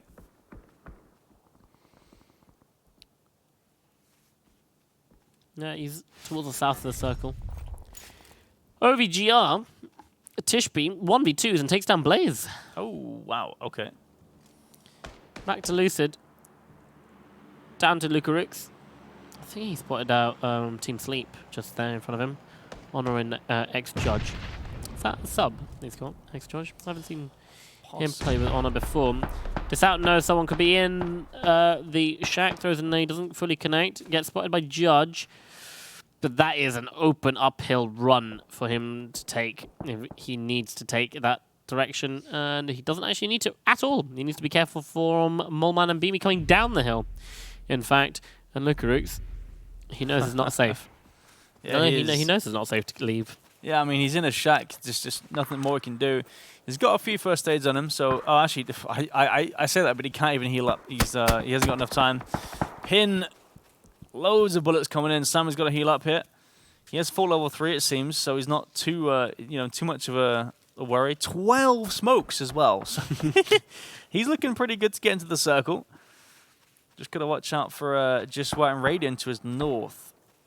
Yeah, these 12 smokes, you might as well start using them, my dude. Yeah. You are pretty far. You've got a lot of teams that stand between you and that circle. So I'm going to go for some shots, and you just hate it when this happens. When you're literally shooting on top of them, the cross is on top of them, but nothing is landing. There we go. I mean, he's got a lot of smokes, but a lot of ground to cover at the same time. Smokes are okay. I mean, there's a few wasted, but I'll give him the benefit of the doubt. Meanwhile, Crystal Gaming 2 goes out in 16th place. That was 50 Cent down to the circle. Holy moly, man. So he's going to use them all. He can get into this little dip, though. He's got a little ridge, but he's still inside the circle even then. He's got to cross over the road as well. But so do Red Diamonds. Kemba finds Trejo and Bar. That is my fourth out. Nuthouse is also eliminated in 13th place. Silas, sorry. He gets out of his shack. He sees the big, bright world, finds it scary, runs to a rock. He's got 2 players, Mageman and Ewan, just to his north. Again, obviously, Planaman and Zeron just to his northwest. He's essentially surrounded by 3 teams of 2. Mm-hmm. So, I mean, he could third party pretty easily if this pops off. It's going to be Kleineman. He spots out a member of Rewalk Athleum. Zeron finds Ewan running unawares, catches him off guard. And he sees where the smoke's coming from, so they know where the other player is. Magebane. That's a little flash there. That's a Did that catch good him? molly. That's a solid molly. And a flashbang. Yeah, the flashbang's caught it. Oh, no. Sorry, he's healing. Yeah, he's just bandaging. No worries. Molman, though, comes in from behind. Actually catches up Klanaman. Trying to throw the molly. That nade comes over right in his face. That flushes him out. So it's only Zeron and Magebane. And then, actually, Kemba gets the insta-counter Silas behind the rock there with the nade. So that's Silas down. Molman and Beamy coming in for the third pipe. The circle's ending in the crater. Is just in the crater. Goldby, bang slap center. What a luck out of a shift. Wow. Haven't seen the circle literally on that crater, but it's always somewhere on the high ground. Especially where Molman and Zeron Magebane are. That's where it usually ends up going. But now it's whether or not you're in the center already or you're on the edges. Are you fish or are you the shooting part of the barrel? Are you in the barrel? Are you around it? Are you around it? Goldbeam, he seems to be in the barrel as Zeron trying to find the head. The duck from Magebane actually helps him survive longer, and he repeaks and gets rid of Zeron, and he carries on further into the game. Top 8 for Magebane. Solid stuff. He has to move in though. He's got a lot of work ahead of him. We'll see what Vegas Grogman squadron can do. Beamy though, Judge goes instantly down. No chance. There's absolutely no way he's going to survive that. Obviously, Stella still not inside the circle as well. You've got Jag and Battle Strong over here, the GG guys. They've got to push in 2. Pretty much, I mean, everyone apart from Golby and Vega Squadron are inside the circle. No, are outside the circle, sorry. Molman beaming. Oh, that nade. There's a running. Oh, it's going to bounce right on top. Oh, What? That nearly got the two-piece. Oh, Beamy gets knocked. Moleman very low. Gargi's not going to push, but you might as well throw another nade in the same direction. Yeah, why not? I mean, do they have any, though? I'm not sure. Moleman's throwing out smokes. He hasn't got much time. He's going to try and get the res. I think he expects to push, but it's not going to happen. Gargi's, he just doesn't want to. He's just too passive on this. Doesn't have any nades. Yeah. Got 5 smokes, 5 first aids, no nades. But you've got a nice position, Gargi. I'm not too sure if you can stay on your side of the ridge. Might have to push down towards Battle Strong if you want to stay on the high ground. That is definitely in the circle. Milta Power's eliminated. Magebane goes down. Gold Beam sitting in the complete center. He's got 360-degree view on literally everyone and anyone, so he can take shots and get some points. Beamy is now leading the charge against Gargi with a nade. I'm not too sure, did he throw a nade? No, he saved it. There is a vehicle there, but they know they need to take this fight. Battlestrong falls super fast. Moleman and Beamy, they've got a mission, and that mission is to try and come first in this game. Oh, it doesn't matter. It just ends for them within a second of me saying anything. With the help of Pin, Gargi finds Moleman. Yeah, Pin from the south side has the angles. They have to run over the ridge, and it's just absolute death run. Vega Squadron, they're sitting pretty solid on this northeastern side. Golby's still in the compound. He's still got vision. Obviously got Gargi and Battle Strong. Then Hello Senpai, Pin, the Red Diamond Boys in the southwest. They've got to push. I mean, everyone's going to push in again. Vega Squadron and Golby still in the circle, and others have got to push into them. Yeah, do you stay outside on the edge because it's great, or are you forced to do it? And if you stay there long enough, the position no longer becomes absolutely valid. In certain circles, for instance, like right now.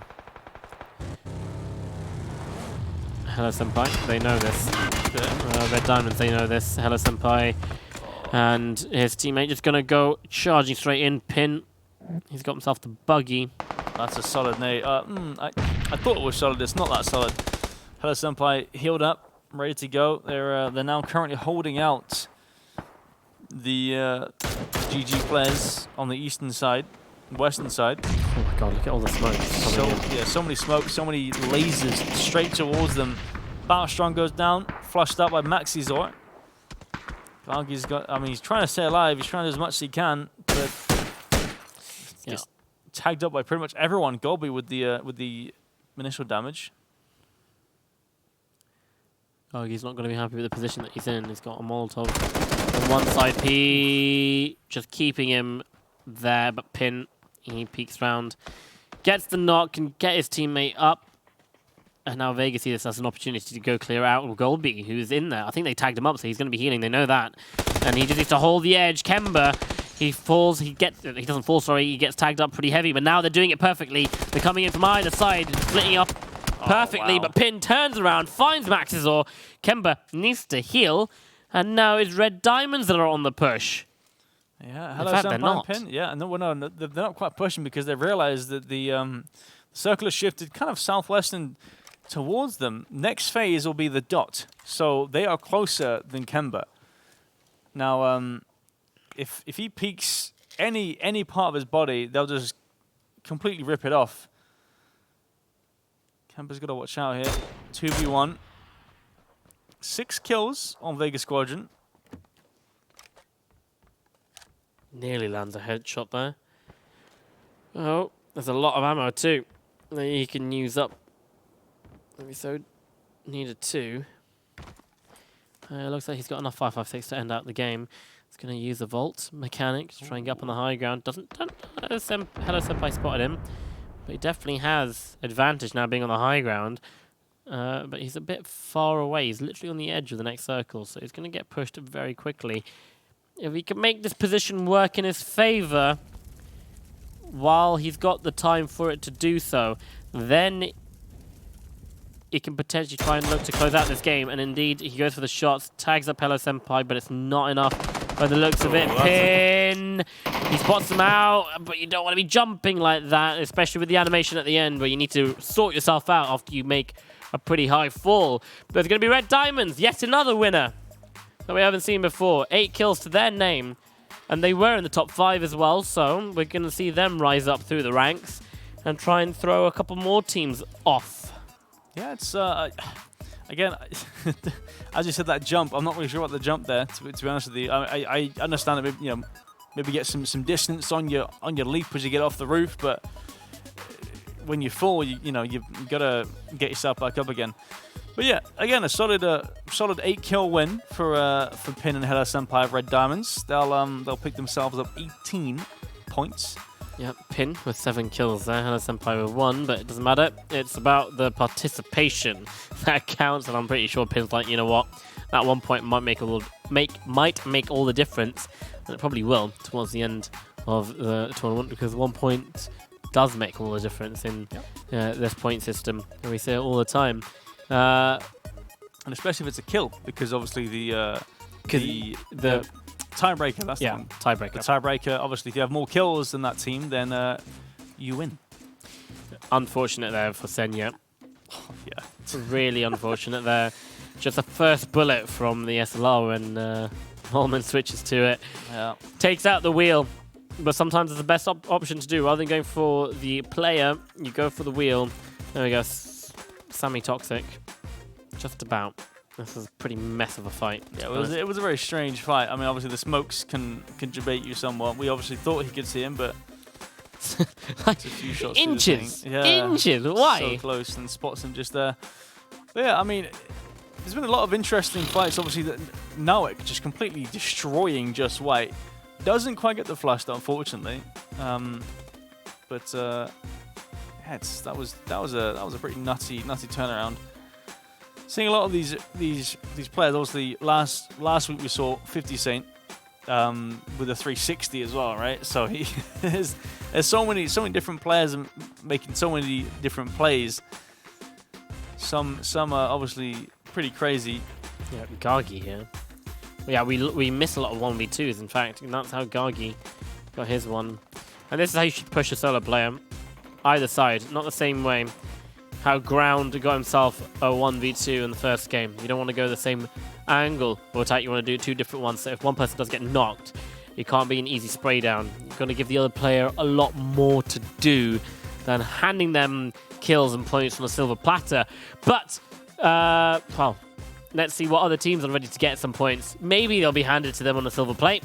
We don't know. But don't go anywhere, because we'll all be finding all of this out after the break.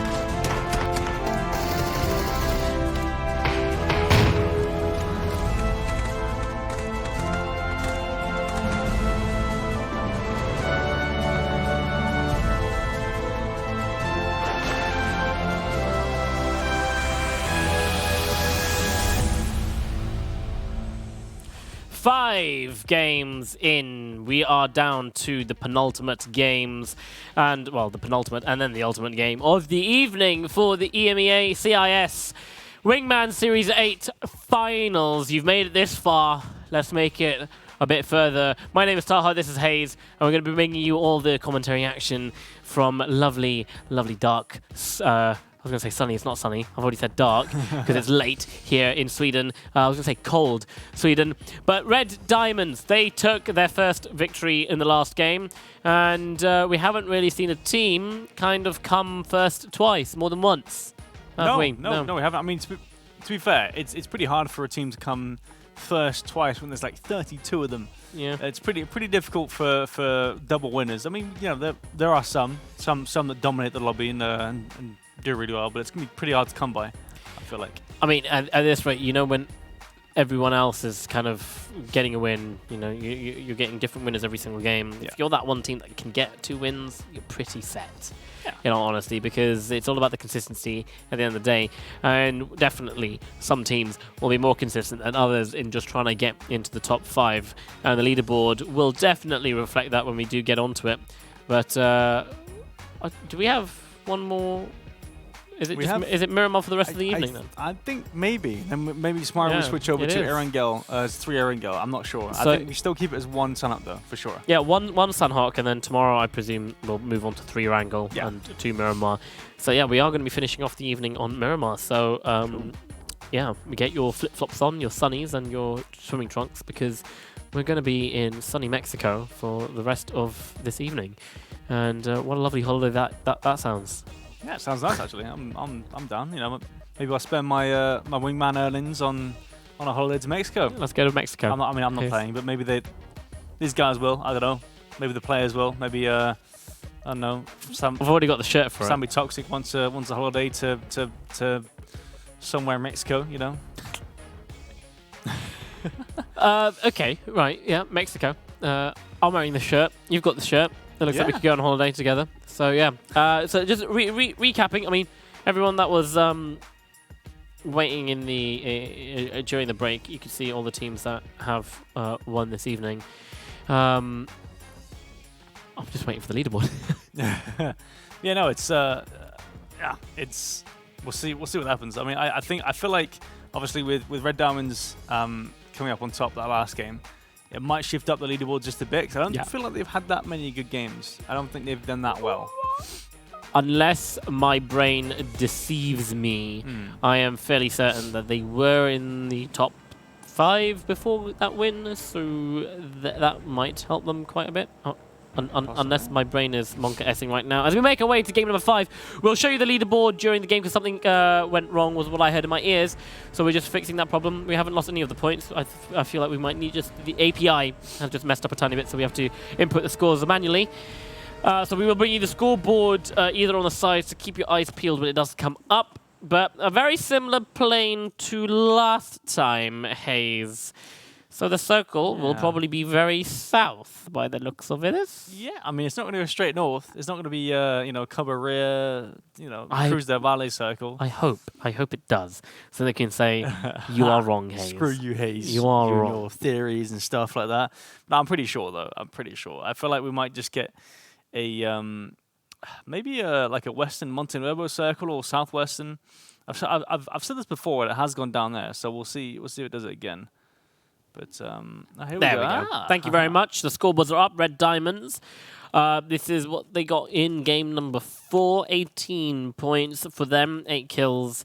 12 points for Vega Squadron. They actually managed to make their way into second place. We didn't see a great performance for them in the first couple of games. Stella, there's Moleman and Beamy. They are in third with 9 points. Nabista leading up the top of the leaderboard there. Red Diamonds, wow. they shoved themselves into first place, 43 points, a whole 12 points ahead of second place, which is 4 stars with 31 points. Back to Lucid, still up there.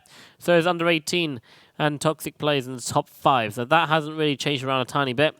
And the gap is beginning to get a bit big between the third place and first place. About 20 odd points in it there. So these teams need to start being a bit more consistent. Need to keep that gap small if they want to have a shot at $8,000 US, or some of them will just be settling for a lovely $4,000 or $2,000. So that is your second place prize and third place prize, respectively. And it isn't a south circle, but nonetheless, oh my god, what did I just see with my own 2 eyes? Wow. Okay. Bop, bop. Down you go. That's 2 kills and 1 catches. I think we missed this this fight here. Looks like the contention of Minas Generales goes to MBSD. Well, Sonic and Monic. Oh yeah, they're both Ix. Okay, sorry, I'm just just realizing something, but yeah, it doesn't matter. Yeah, they went out the fight. Solid stuff. Circle, obviously, as you can see, I mean, I'm not going to explain it to you. It's obviously directly on top of Graveyard. Nothing more, nothing less. But obviously, as we see here, the power grid sort of hills are going to kind of cut up this whole circle. It's going to be interesting to see how teams deal with that. But yeah. There we go. I knew it. I sniggered a little bit as soon as I saw the church. I knew we were going back, but it's hold Jesus. That'll help us get through get through. He helps us get through every week. We're gonna get through everything. He makes an appearance in the finals. Why would he not? Why would he not make an appearance? We're on a Miramar and Hulk Jesus. It's become kind of a lovely meme here at the GLL Wingman Studios. Well, Wingman Studios? Sorry.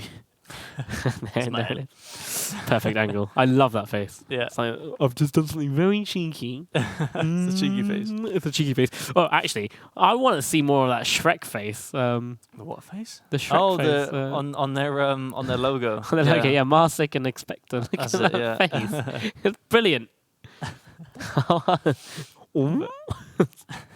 That's the sound he's making. Yeah.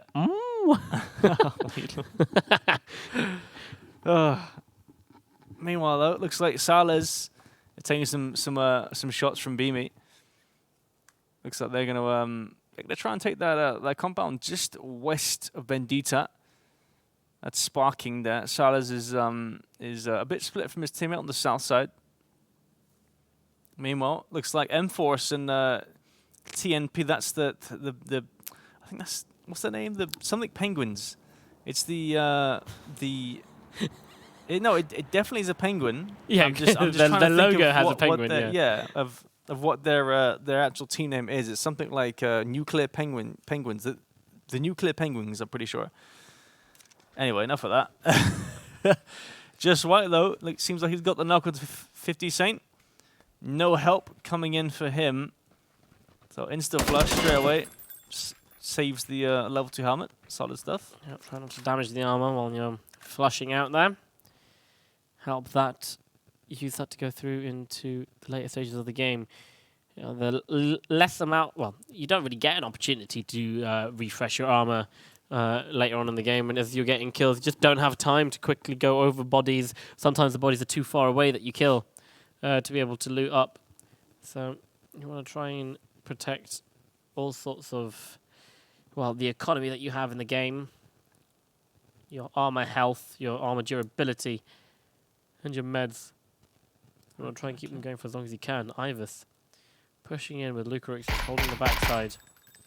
I do know there is a team in that small compound that they are pushing. Meanwhile, Tenuclear Penguins are holding Hulk Jesus' church as my force are looking to push in. Yeah, they're seeing what they can do. They've taken the majority of graveyard. You've got BA just inside the church itself, well, in the other side of the church. Looks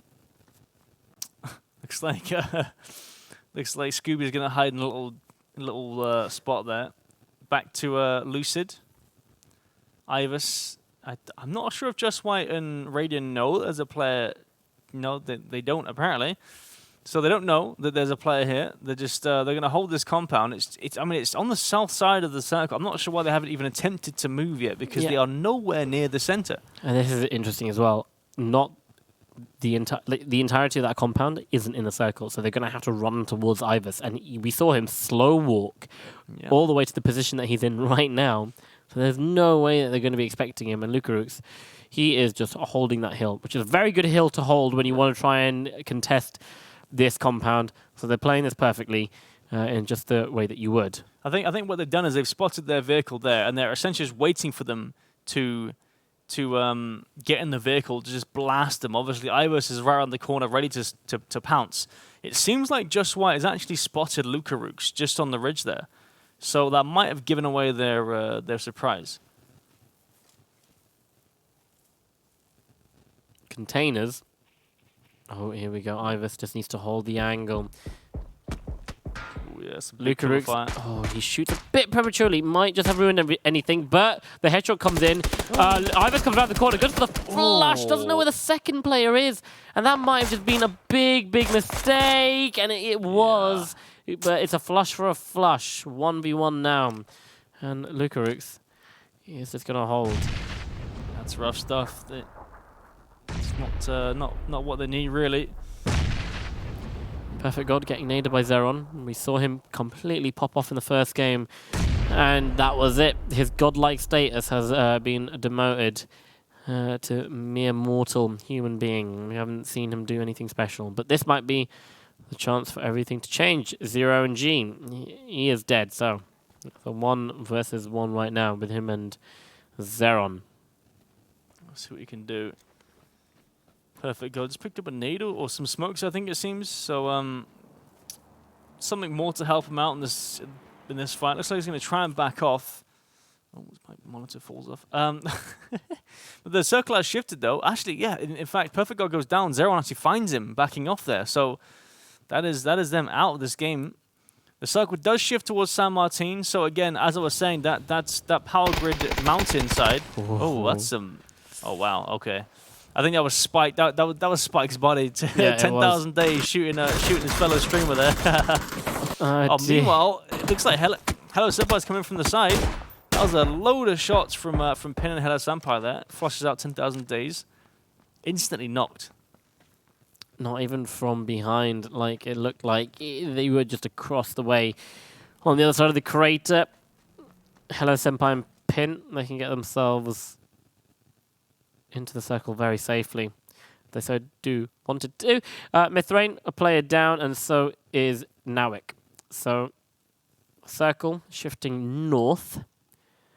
Even though the plane wasn't north, it was very south. The circle has other plans.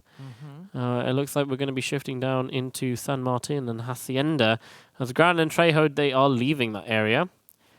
Straight through will Sonico and Monk. Made their way from Minas Generalis. I've already got 2 kills next to their name. But Trejo and Ground gave themselves a nice position in the next zone. Yeah, it's a pretty solid spot just on the eastern side, on the outskirts of the center. As I was saying previously, this power grid mountain side can cause a lot of issues. Insane. That's not an issue. Zeron goes out instantly smashed with that one. Insane. 28th place for them.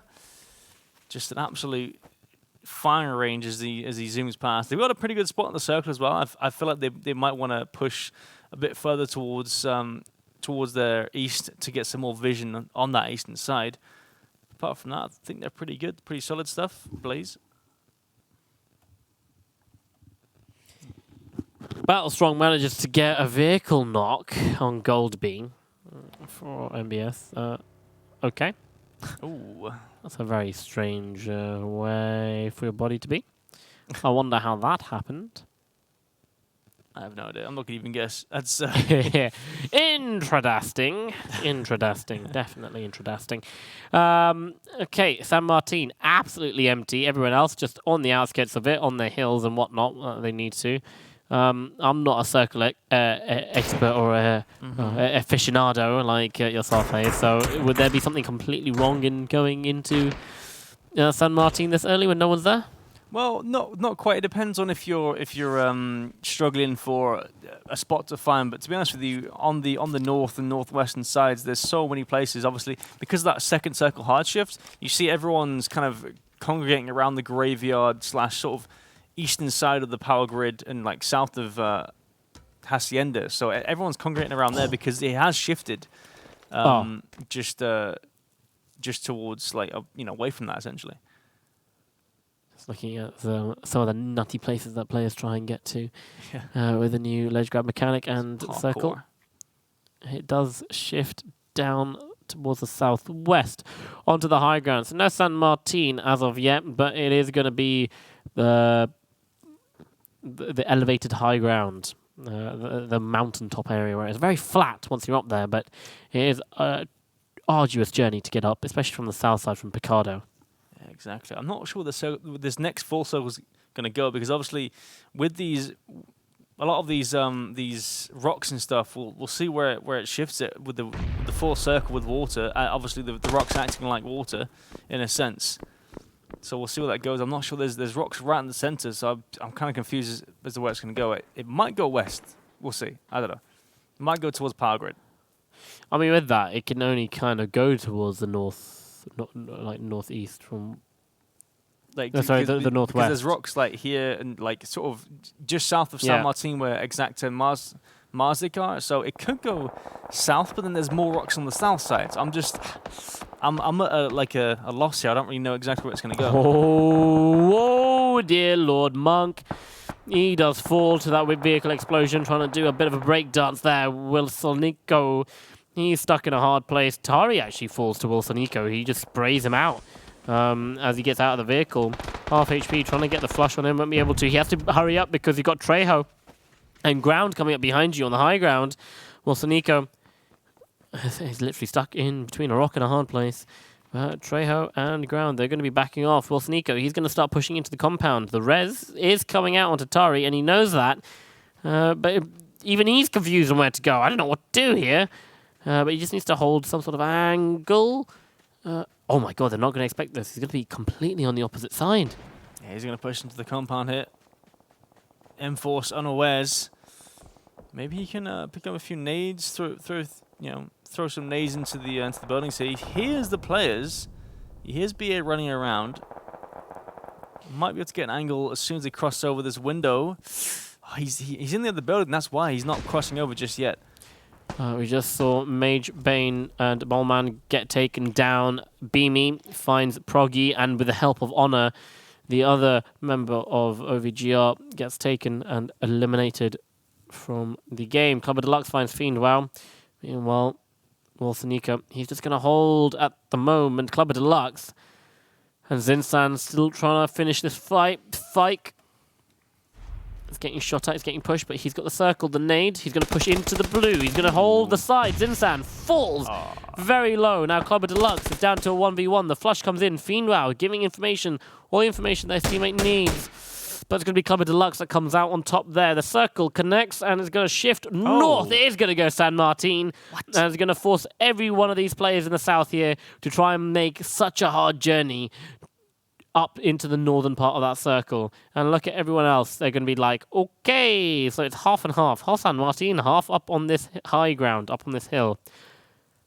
I imagine we'll see a lot of teams from Graveyard side, southeast, just send into San Martin because that's all they can do really. There's not much else they can really do. If they have vehicles, they'll definitely try and do it. But this shift has caught me unaware. I'm not. I wasn't expecting this one.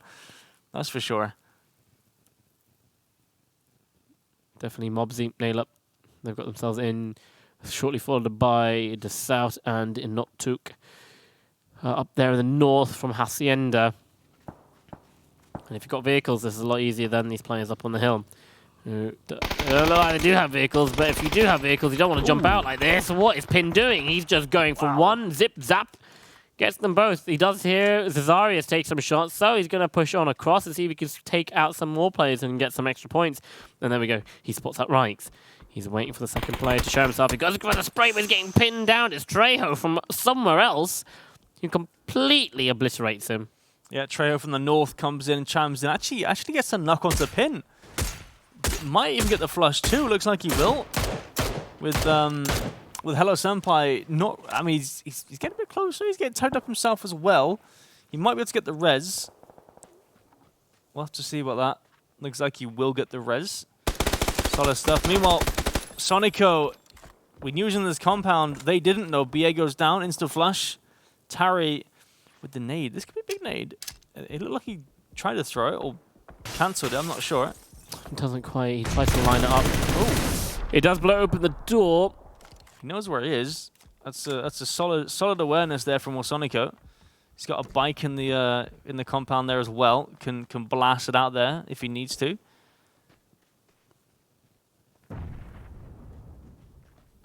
Pushes outside. Here's the shift. Ooh, doesn't quite get into cover just in time. Tari holds the angle and he does more damage. Tari doesn't get damaged at all in that. Yeah, I think he just caught him off guard. Honestly, with that angle, I don't think he heard him go into into the little shack there. So solid stuff. Nearly flicked onto him as well. I thought it was a solid flick, to be fair, but nice try. Doesn't quite get it though. Tari stays alive. The only man left on his team.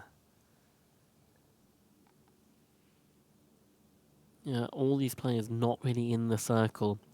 Caught out from Red Diamonds up on the high ground there. You see Scooby playing very cautiously. Needs to make a dash across from cover to cover. The shots do come out. Hexecutor will hear the footsteps, but can't do anything because you've got Overwatch going on there by Red Diamonds. Meanwhile, Rix and Cesarius, they're also trying to keep Red Diamonds at bay. Oh, there we go. The spray comes in. Pin. Okay. That was slightly delayed. Delayed, but he does get him nonetheless. Scooby goes down. Solid 3x spray from Pin. Hello, Senpai with... what is Pin on at the moment? Another level. What's he had for lunch? I'm curious. No helmet, nothing. He's just like, you know what, I'm just going to 3x spray. That's what he's on. He's just on pure energy drinks. That's all he needs. Yeah. That's all he needs. Blimey. Absolute nutter. He's going off for this game. 4 kills for him. 5 in total for the team. Yeah, that must have been a spray transfer as well. Okay, now it's down to Lucarux. He's coming up behind, lines up the headshot. Doesn't land it, though, but he does land the last shot as the headshot. He's going to go for the flush, and he does. Hello, Senpai. Get out of the game. Lucarux, he's the last remaining. Now it's just him versus Pin.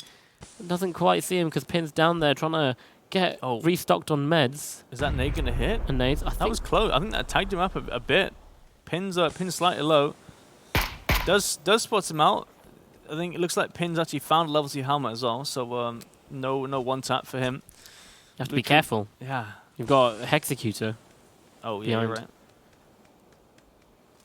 Just behind the Pin. The Pin spray comes out. Actually returns far. Lucarux actually gets a tag on. Sparking with the double kill. Blink Dagger Stimps goes down. That's on the western side of San Martin. A lot of teams accumulating up on the high ground. Still bang slap in the center of the circle.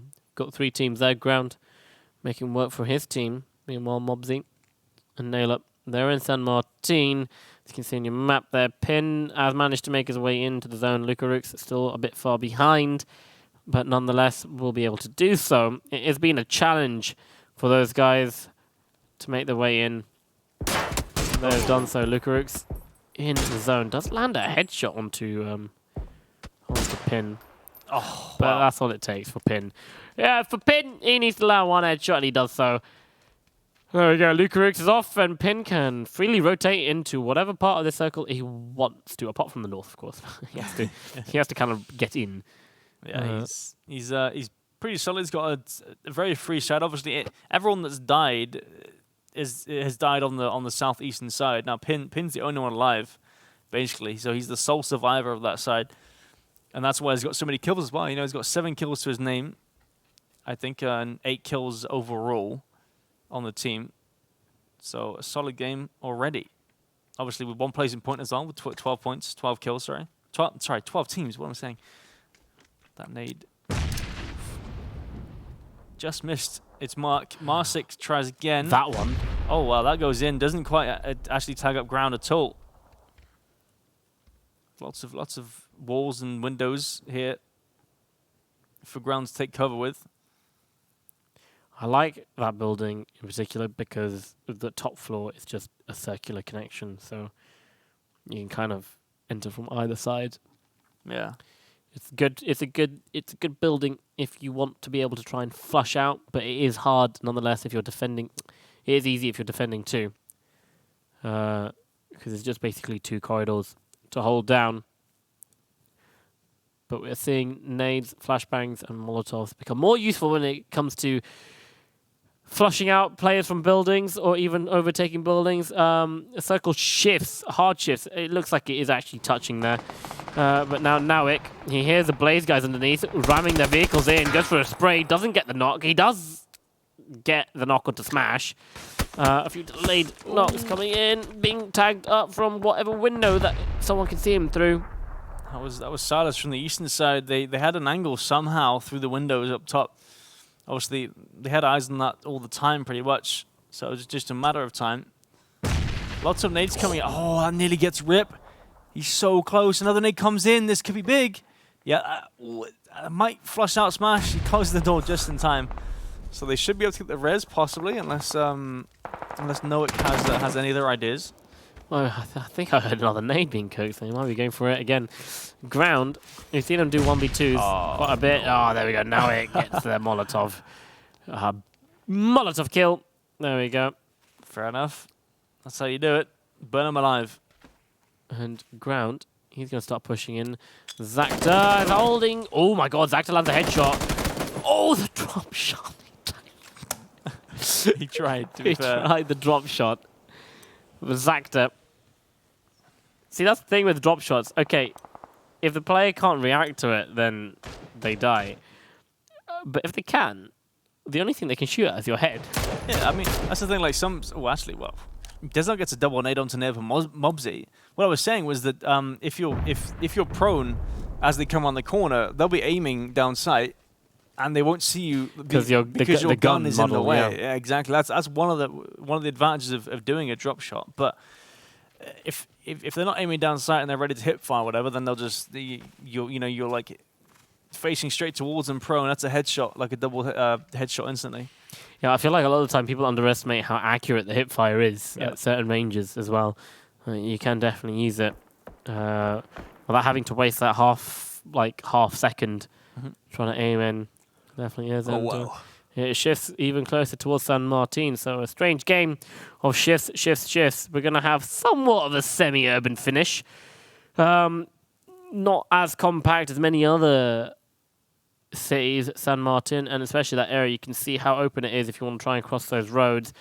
But definitely the building that Silas and Sparking are in, they're in the apartments with about 4 or 5 floors to be able to check with 3 windows on either side. So it's going to be a bit of a chore for any team that wants to flush it out. Yeah. Radiant is going to have a tough time. Ooh, it's Headshot for a trades headshot. Headshots, yeah. So, I mean, double headshot for each of them. No worries for Sparking, though. He's all good. He's all Gucci. Radiant's going to push in, though. Looks like Silas is going to get an angle. I say an angle. A spoiler play just closer to the ridge to try and hold off Radiant. You've got Marzik and Exacta got to come in as well. Sparking just spotted Tari moving in to the compound over the road, just north. Here we go. Sparking spots that. Radiant can just about see him. Or just about can't see him. By the looks of it, Silas goes for the spray, does tag him up in between the smokes. That's a good nade. That's actually in the path. Perfect. Oh my god, it bounces. Oh. It does damage. It's not close enough to get the knock, but it's enough to do enough damage. Just healed up as well as it hit the nade. I mean, he still took a lot of damage. He's got to heal up again. He's got smokes to spare. Marsic and Exacta have clear line of sight. There we go. Silas finishes it off, raiding down. That's 7th place for them. And our under 18 can focus more in towards the circle. Their backside is clear. They have Marsic and Exacta. I think that's what it was. It's not Zacta. It's Exacta. Yeah. I'll be saying it wrong. So the entire time, Exacta holding the south side, the little hilly area that they have, and that's just a direct donut in towards San Martin. That is awful. San Martin. That is all because you got this road that's essentially splitting the whole circle, so no one can cross back over, or vice versa. So it's so rough. And you've got some pretty disgusting buildings as well. I don't know if this is the 8th circle, the 7th. I think this might be the 8th, which means the next one might be the dot, which can it's on the road. It might end exactly on top of the road. I'm not quite sure. We'll have to see. I think what Tari is, though, there's a ridge line, right? Yeah, you can even see it just out there in the little field. Yeah, phase 8. So next circle will be directly on the road. So everyone's going to move on to the right. This is going to be a smoke fest and spray and pray. Yeah, indeed. I think the first task is for Marsic and Exacta to make their way into the circle, and I think they just have done that. Being sprayed up by Silas and Sparking. But they managed to get both alive as they make their way into phase number 9. Phase 8 needs to close. 43 seconds. And Inutuk, he is not in a great spot, if I do say myself. Nah, he's in a pretty rough spot. I'm not sure if he can stay in that building on the corner, on the southwestern corner. I don't think he can. Maybe he can prone somewhere behind an object of some sort, but if anyone's got any nades, he's pretty much dead. I think he's dead anyways. He has to move from that area. There we go. Actually, some smokes. The nades are coming in. Does run away. His sixth sense senses the nades. Opens the door. Might have to just jump out that window. That's a good nade. We tried. Ah, no, there we go. Draco gets him. That's Eno took down. 6th place for him. Rough stuff. Obviously, Circle centers up on the star, on the dot. You've got Sparking, Silas, Marzik, Exacta, and Draco and Senya as the only teams with 2 players alive. Noik has put a lot of effort into staying alive here. He's done well so far. Tari goes down. Exacta gets the nade onto Noik from where? What? Oh, that was from below. I guess we'll have to see how that planned out. Maybe in the highlights later on. Loads of smokes out. Silas pulling off some shots. Headshots Exacta. That's going to waste some time with the heal, but they have to move. Silas and Sparking are just on the edge. They've got the smokes in front of them. They're just going to make a move. Yeah, interesting. 2v2v2. And Silas and Sparking, they don't have the best position right now. They're going to move the nade straight into it. And the Molotov in the smoke. That's very clever. Going to stop them in their tracks. Marzik trying to get a spray onto Draco. Doesn't connect. Silas going to get rezzed. Possibly. I think maybe there's a time window where they can res, but it might even just be to deny a point. Well, yeah, looks like he does get the res. He can actually heal up in the smoke as long as it lasts long enough.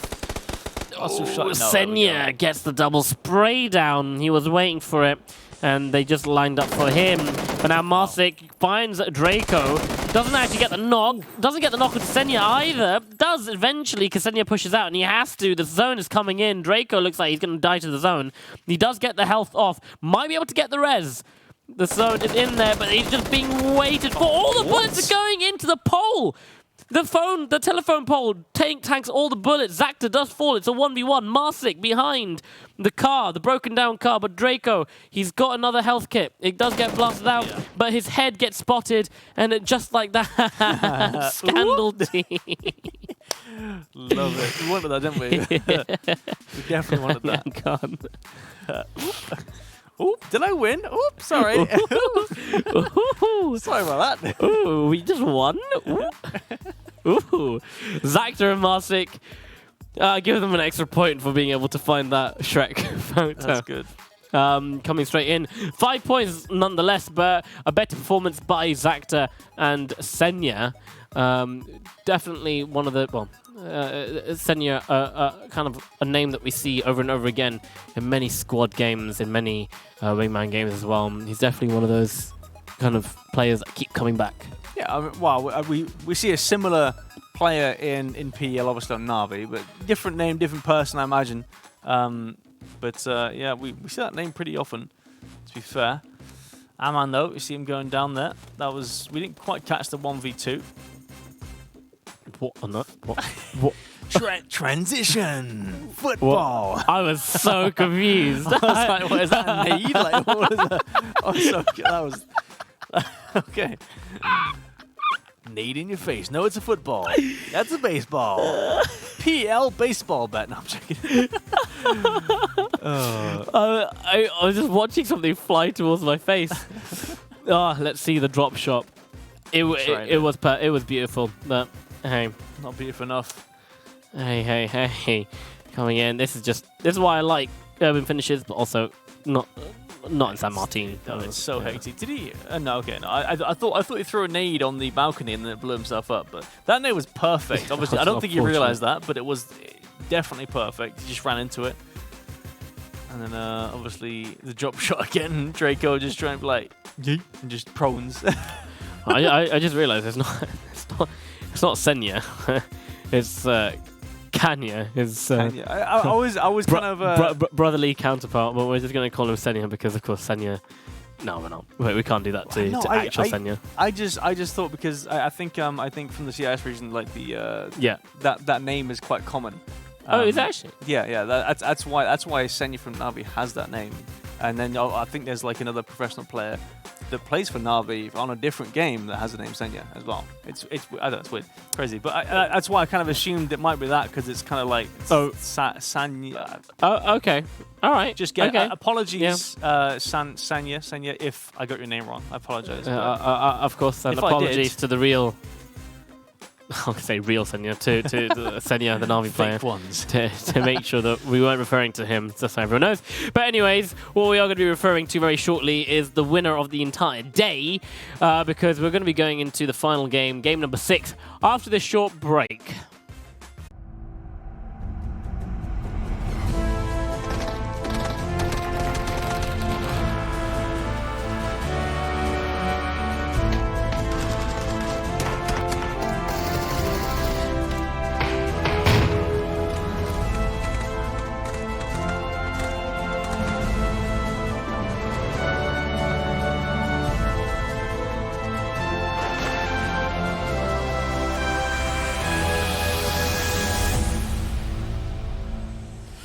And okay, number 6.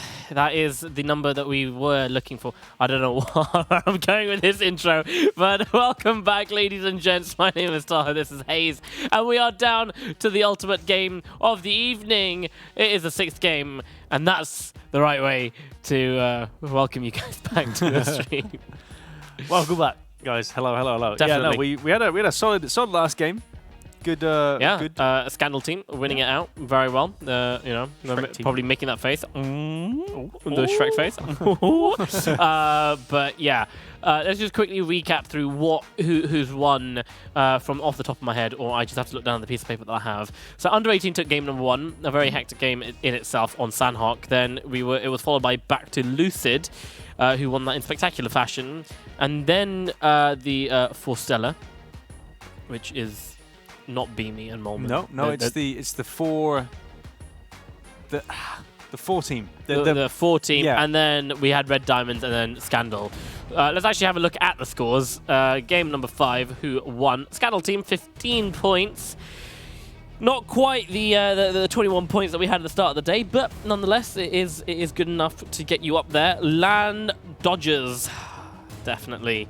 That is Senya, and his teammate is, 10 points. Red Diamonds, 3rd place, 9 points. Under 18, 9 points for 4th place. So that is joint 3rd, but more kills for Red Diamonds. M-Force, 5th, and Kakabob. Red Diamonds, they're still coming up very consistently into the top 10, so they're going to increase their lead by a further 20 to 2nd place. Under 18, 33 points. 4 stars, 31 points, and back to Lucid. They're 28. Scandal team, they've managed to break their way into the top 5 thanks to that win, and they sit nicely on 28 points. Toxic Players and Blaze Esports, they are only 4 to 6 points behind, but the others are running away with it. Cacao Bob, they're actually in there. Who's on that team? I forget. It's hard to remember all of these teams. Blooming hard. Yeah, it's 32, but it's hard to remember like 16. When you got 32, it's like, all right, that's enough. That's it.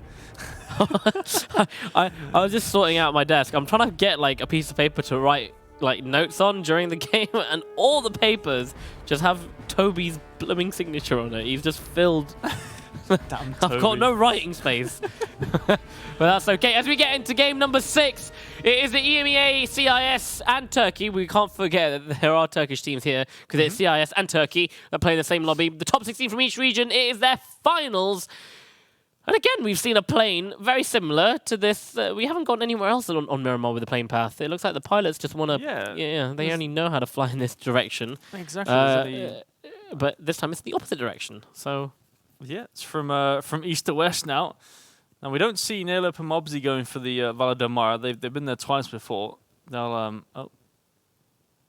Okay, does that mean it's gonna be okay? I thought does that mean it's gonna be like a yes. island circle, but no, it's not. It is a slightly northeastern circle. So what, did the plane still touch that circle? It did. Yes, it did. It did. Just on the southern side of the circle. So. I'm still not wrong. I haven't been proven wrong. So yeah, keep trying.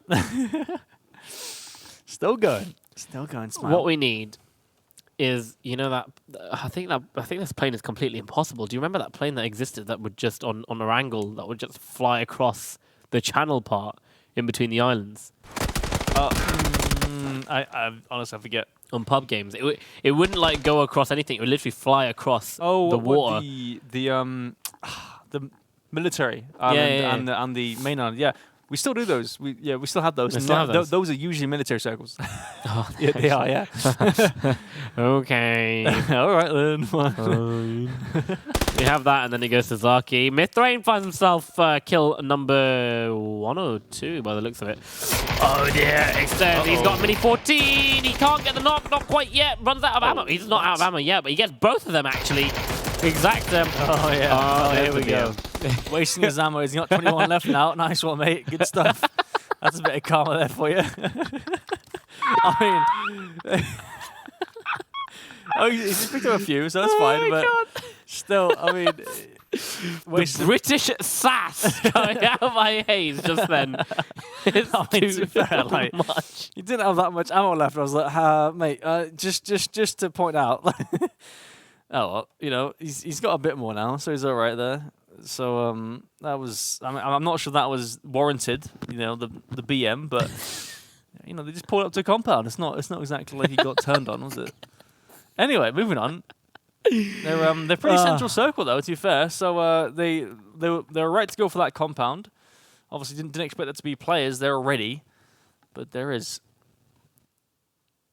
And looks like 50 Cent and Tundo are pretty split apart, about a kilometer apart. Looks like 50 Cent's going for the northern side. It's a smart rotation, to be fair, because obviously he's going to realize that half of the circle on the northern side is going to be free, like completely free, and he is correct. So just got to wait for his teammate to come join up with him. But looks like they're going to have a solid spot. Kleineman waiting for Cesarius to walk out. Doesn't quite land the first couple of shots, but it's going to be easy knock for him. And it's going to go into a better position. Get the flush. Reichs up there in the printing press. He's running as fast as he can. No, he's not. Driving. Imagine he was running that fast. It's like Usain Bolt just like yeet, just descending it. He's sending it on his bike. He's sending it. Sorry, straight north. I thought he was coming to save his teammate, but no, he is just yeeting out of there. He's gone. Yeah, he's done. He's like, you're on your own, mate. Yeah, you got caught, not me. I'm going. But I mean, he's got all that space. Obviously, as I said, the northern side's pretty clear, so he's gonna have a lot of space to rotate in and find a solid spot. Hellscream looking to catch out the members of Vega Squadron, rotating past. Maxisor with a smart rotation actually goes around on the northern side to avoid any confrontation on the road. Yep. Kemba now getting into his bike, gonna be able to catch up with Maxisor.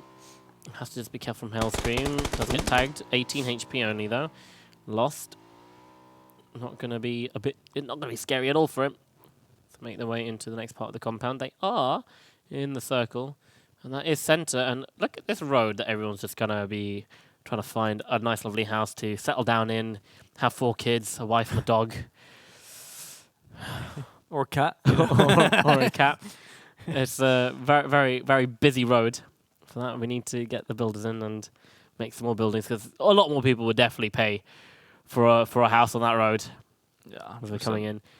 No Campo Militar, unfortunately. I was hoping that maybe. Just give me that Campo Militar game just once. I feel like I've never ever seen a Campo Militar game. Like, honestly, except for maybe public games, possibly. Well, I mean, you tend to generally not see any kind of circles shift towards hard corners. So, like, well, hardly, never seen like a Zaki game, to be honest. Yeah, well, we see them close to it. But then again, it never ends inside Zaki. It's always around it, or south, or east of it. You in a Mage Bane. Looks like they've caught someone out on the shore, and he's hiding behind a tree or a boat. Oh, it's a car. Definitely Morado, yeah.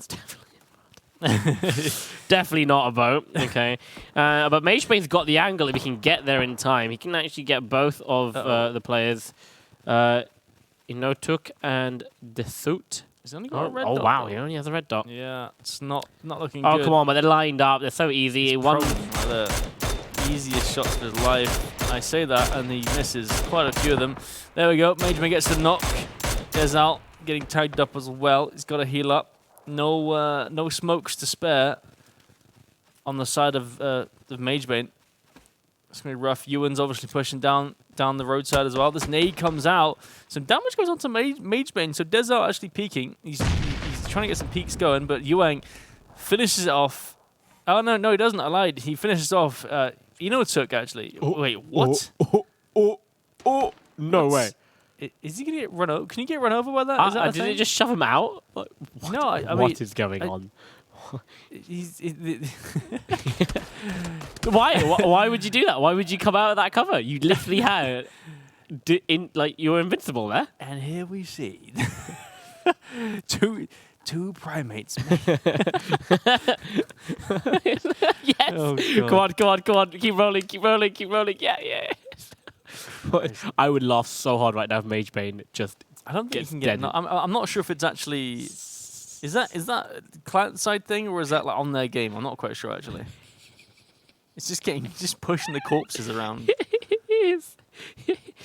That looks so strange. You see the little dice in the dash, Yeah. just like bouncing around as like. Go on. I don't know. One more.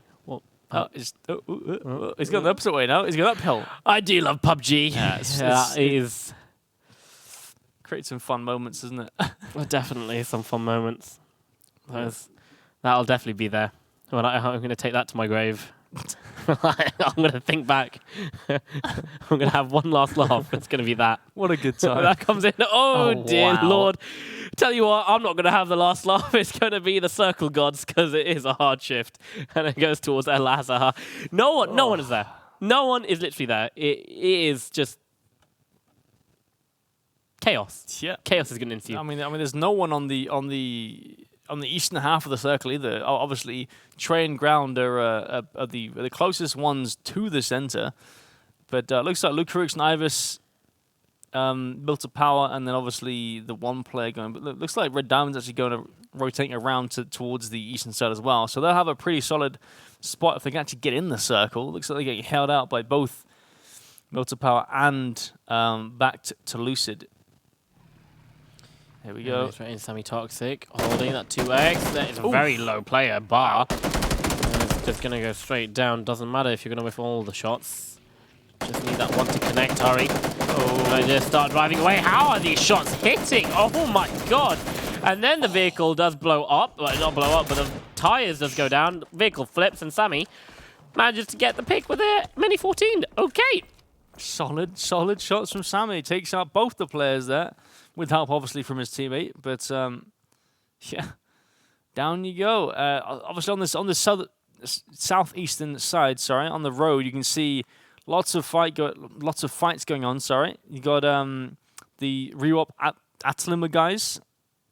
Although I think one of them is dead. MageBane's down, so it's only you and Hello Senpai's outside the blue as well. Looks like Just White and Radiant coming in, as well as Goldby and his teammate just further south. Lots of people trying to do a long rotation around towards a safer side. It still is safe, so anyone that gets in there first will have free pick of any compound they want.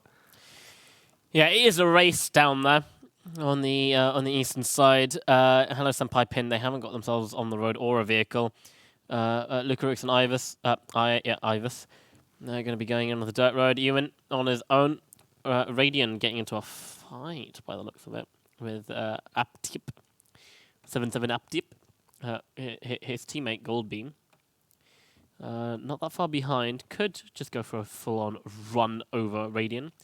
But now the circle's being a bit populated, and you can see where teams are definitely not liking to go. They just don't want to go down this hill. They don't want to go anywhere near El Azhar. Kleineman sneaking up onto the perfect god. Looking for the perfect opportunity. Gets onto his bike. He's half HP. Going to be running him over. No, he doesn't go for that. And the perfect god. What's happened? Not so perfect now, are you? Zero gets into the shack for some cover. He's obviously got Zeron just further. Yeah, there we go. As I said, that Zeron takes him out. So 0 gets taken up by Zeron. Lots of zeros. But nonetheless, Zeron does go down.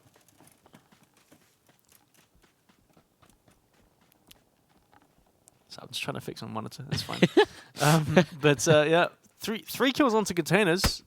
Oof. As he gets tagged up by Ammon. Only by 18. I think he was lining up a headshot. He just jumped at the last second. Panic jump or something. I don't know. Anyways, a man would be like, oh my god, I just lined up that headshot. And he just jumps last second. Yeah. That's a pretty far shot, to be fair. Like, he's up with Go Black just next to Cruz del Valle. That's a 700-meter shot or something, 600-meter shot. So fair enough. Trying to go for it anyway. Obviously, the circle shifts centered, donutting, as you would call it, towards the centered around I was gonna say Greyhound. It's Trey and the ground. Looks like Jug and Battlestrong gonna push in. Looks like they're gonna send it somewhere. Maybe into this little dip. There's obviously a little dip just to the west of that El Azhar hill. Mithrain and 10,000 days. No vehicle. Quite away from the zone on foot. But they're running for this flush onto Honor. And they might just be able to catch Judge out onto this. Might be wasting a lot of time. Sparking and Sinners trying to take. Oh god. Sparking just walks in front of his teammates' line of fire. Gets tagged up. But Scooby and Hellscream stuck behind a rock now, and they don't have a vehicle. I don't think that Bronco has a tire somewhere. No, it does have both the tires. It's just on fire. Yeah. It is, and that shot connects. In the smoke, though. Sparking, no idea that it has. Just going to be holding it out. It's actually Judge.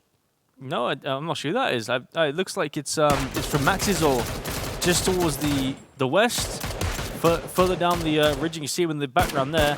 Salas gets the knock, flush coming out. Sparking gets that one, so it's only Scooby. No, sorry, Hellscream on his own, and he's in a fight with containers. Zeron and Kleinerman coming in. But Kleinerman's shooting at another team. He's not helping Zeron at all. Kleinerman's looking towards Mithrain in 10,000 days and hasn't spotted out Hellscream. Zeron could have just died there, and it could have been Kleinerman's fault. But Hellscream, he's in a rough place right now. He needs to get behind cover, which he's done, and needs to heal up. Meanwhile, someone else fell. 10,000 days, I think, has been knocked. Mithrain's been knocked. He's getting rezzed. And they're going to be coming up behind Judge and Honor. And suddenly, all the teams come up onto this high ground, and they're just getting absolutely demolished. Fiendwow found himself Atiyip. Yep. He's down and out. Golby's still outside the circle, just behind him. I guess hoping to kind of debate the team in front. Looks like actually Fight gets taken down by Hello Senpai. So Fiend's got to pick a side. You know, does he want to go res his teammate? Does he want to try and hold out Golby? Hellscream just killed both Kleinerman and Zeron in that engagement. He's just done it. And he's going to carry Scooby on his shoulders and take him through to the next stages of the game. It's only phase 4. Hey, it's only phase 4, and so many people are dropping. Mobsy and Nailup, they also see the lobby screen. Goodbye. No winner, chicken dinner screen for you guys. And the circle, donuts in again. Yeah, pretty much. Yeah, it's pretty heavily centered, maybe slightly towards the west. But Salas and Sparking in their gas station, sitting pretty in the little valley. That's a solid spot to hold because it has to commit to what. I mean, it doesn't have to commit to one side, I guess, of the road. We saw it last game where it didn't commit to any side of the road and ended on it. So we'll see how that works out, but it's a solid spot because you can kind of hold that ridgeline wherever it goes. Smash pushing Hellscream. He's not in the shed. The nade goes into Hellscream, holding just on the outside. Lying down, half health. Needs to find some meds right now. Smash spots him through the fence, but Hellscream doesn't get any sort of damage taken. Walks around to the other side. If he has a grenade here, Smash might be forced to push out. Yeah, it looks like there's the nade, out. And he's going to hold the front, pre-fire it. Smash. So dead. What? I think he just accepted his fate there. Yeah, he just seems to. Well, that's me done. See you tomorrow. Hellscream. 3 kills already since his teammate fell. And he's kind of cleared that section for himself. He's completely cleared. He can just sit for a bit. Yeah. Doesn't have to worry about any sort of aggression. Meanwhile, 10,000 Days in Mithrain, they're going to be pushing up the hill. They're already being shot at by Sparking and Silas. Oh, dear. Oh, no. I was going to say they're going to try and take on the fight with Vega Squadron, but Sparking and Silas, they have a different plan. Luckily, you get knocked behind cover down there. Mithrain sent it. He jumped off the cliff whilst taking damage from the under-18 boys. So he's sent himself off the cliff and knocked himself. Obviously, Cameron Maxizor realized this. There's some nades coming over. This could bounce pretty far. What? Oh, it doesn't get the double, but this one, no, this one's not too far. 10,000 days. Double nade. Where are they? Where are the blue lines? Oh, this one's close. There we go. Kemba with the double nade gets both of them. They go down in their own pile of smoke there. And a crate to say hello to Silas and the under-18 guys. Everyone up on the high ground just above the petrol station. Trejo and Ground, they've got themselves the hardcover compound. Everyone else is just playing on the edge with any sort of rocks for cover that they can. In fact, that crate's landing in Al-Azhar. Al-Azhar. Yes, okay, I said it right. That's Good. the one. Looks like It's you like a Harry Potter spell. Oh, yeah. Al-Azhar. Al-Azhar. Let's go. Wingardium Leviosa. All right, I'm going to shut up. Avada Kedavra. There we go. Avada Kedavra. Speaking of which, Senya. Yeah, Avada Kedavra's Molman straight onto the street. That's a killing curse for Molman. Been dying quite a bit. Yeah. Beamy's still alive, though. His His little lion suit there. Not quite doing any favours anyway, my man, is it? Meanwhile, another lion suit over here, Sammy Toxic. He's got his teammate behind him, Executor, so it's only Monic just in front. Obviously got Progy just to just the northeast in the shack. It's PUBG Mobile that has the corn suit, right? I think so. Yeah, I want that in the game. I mean, Monk pre-firing something, but Sammy Toxic's going to push him. It's going to be Monk that wins the trade.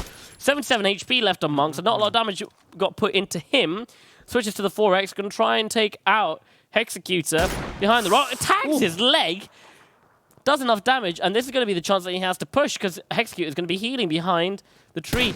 Just about sees his gun, but you don't do damage to the guns. Doesn't get the angle. That was a solid shot. I'm not sure. I question the push from Sammy. Obviously, his teammate could not help him at all if he committed to it. He's going to go get the loot, the smokes, and the nades from Sammy's body. But Hexecutor can't do anything about it. Looks like Progy's got to move in as well, just to his north. So this could be a few kills picked up by Hex if he can find them. Spots out Monic there.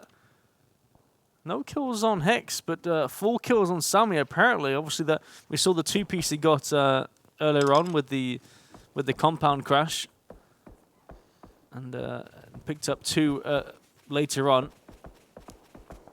But Trejo and Ground with this kind of the center area here. There's not. I mean, what I say it's kind of off center compound. They're gonna hold out Hex. It seems. Oh, have we found a new one? Found a little piggy. A little piggy over there. Lucarix and Ivis finding kills themselves. Maxazor gets knocked down. They're coming up behind. In fact, Fiendwow. Where are they? Okay, so they just they got involved into a little fight in the south there, picking up a little frag onto the Vega guys as Fiendwow finds a grenade onto him. Now Just White on the compound, and Hellscream. Now he's in a bit of trouble. Spots out Monic, who is coming in. Could have just gone for another spray there. Did see his head, but he's going for the nade. The second nade is definitely on top of Monic's face. And there we go. Hellscream still doing wonders for the Nuclear Penguins. And he goes for a long-range spray onto the OVG member. Needs to land 1 shot, but he doesn't quite make it. But that's enough damage that he needs. What is Hellscream on? Oh dear. No door. Yeah. And Trejo makes easy shish kebab out of him. Yeah, that was a fair few nice shots there to hit that consistently. So he gets him through the door. That's about a 250-meter shot to hit all those. It's solid stuff from Trejo. Meanwhile, Trejo's got some issues of his own. Aman and GoBlack in their compound. They've got to move through. So we'll see if Ground can hold them off while Trejo hits the flank. Spike. Ivers goes down. Oh no, Spike! Well, he had to jump out. It might have worked out in his favor, though. Yeah, but the information's there. The door is going to block him a tiny bit. 36 HP. He's now at the disadvantage. Lukarooks, he can actually just jump straight in the jumping flying shot. And Spike falls. That nade just changed everything for Spike there. Yeah, that kind of messed up all his plans. It seemed also like Spike didn't have his teammate. It seems like Noak didn't actually join the game. There was only him alive. So, unfortunately, I mean, he does get a few placement points and a few kill points from that, but nothing more, unfortunately. Yeah, definitely. Mikhelovic, he's found himself the AUG and a ghillie suit to accompany him to the end of the game. We're in the top 8 now, 23 minutes into the game. It is a hectic circle, not a great circle, to be honest. Once you're up there on the high ground, it's all pretty much flat with a few dips and ridges to use.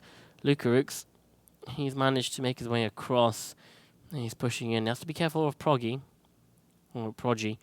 Who is there? Gargi spotted out player. Hasn't spotted out the level 3 geared player at the moment. High ground versus low ground. Trejo actually wins that trade against Proggy.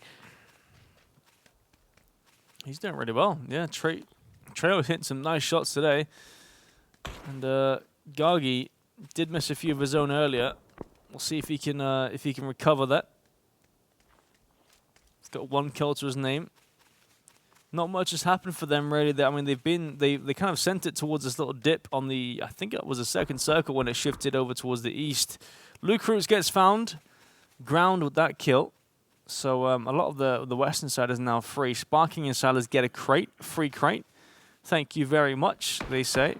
They also have a free ridge. They don't know it yet, but they can spread out pretty evenly across the ridge, and that's what I was saying earlier with this valley. Like, if you have that spot, you can hold this whole ridge, and once it shifts a certain side, you just have that. You just have it. It's so much space.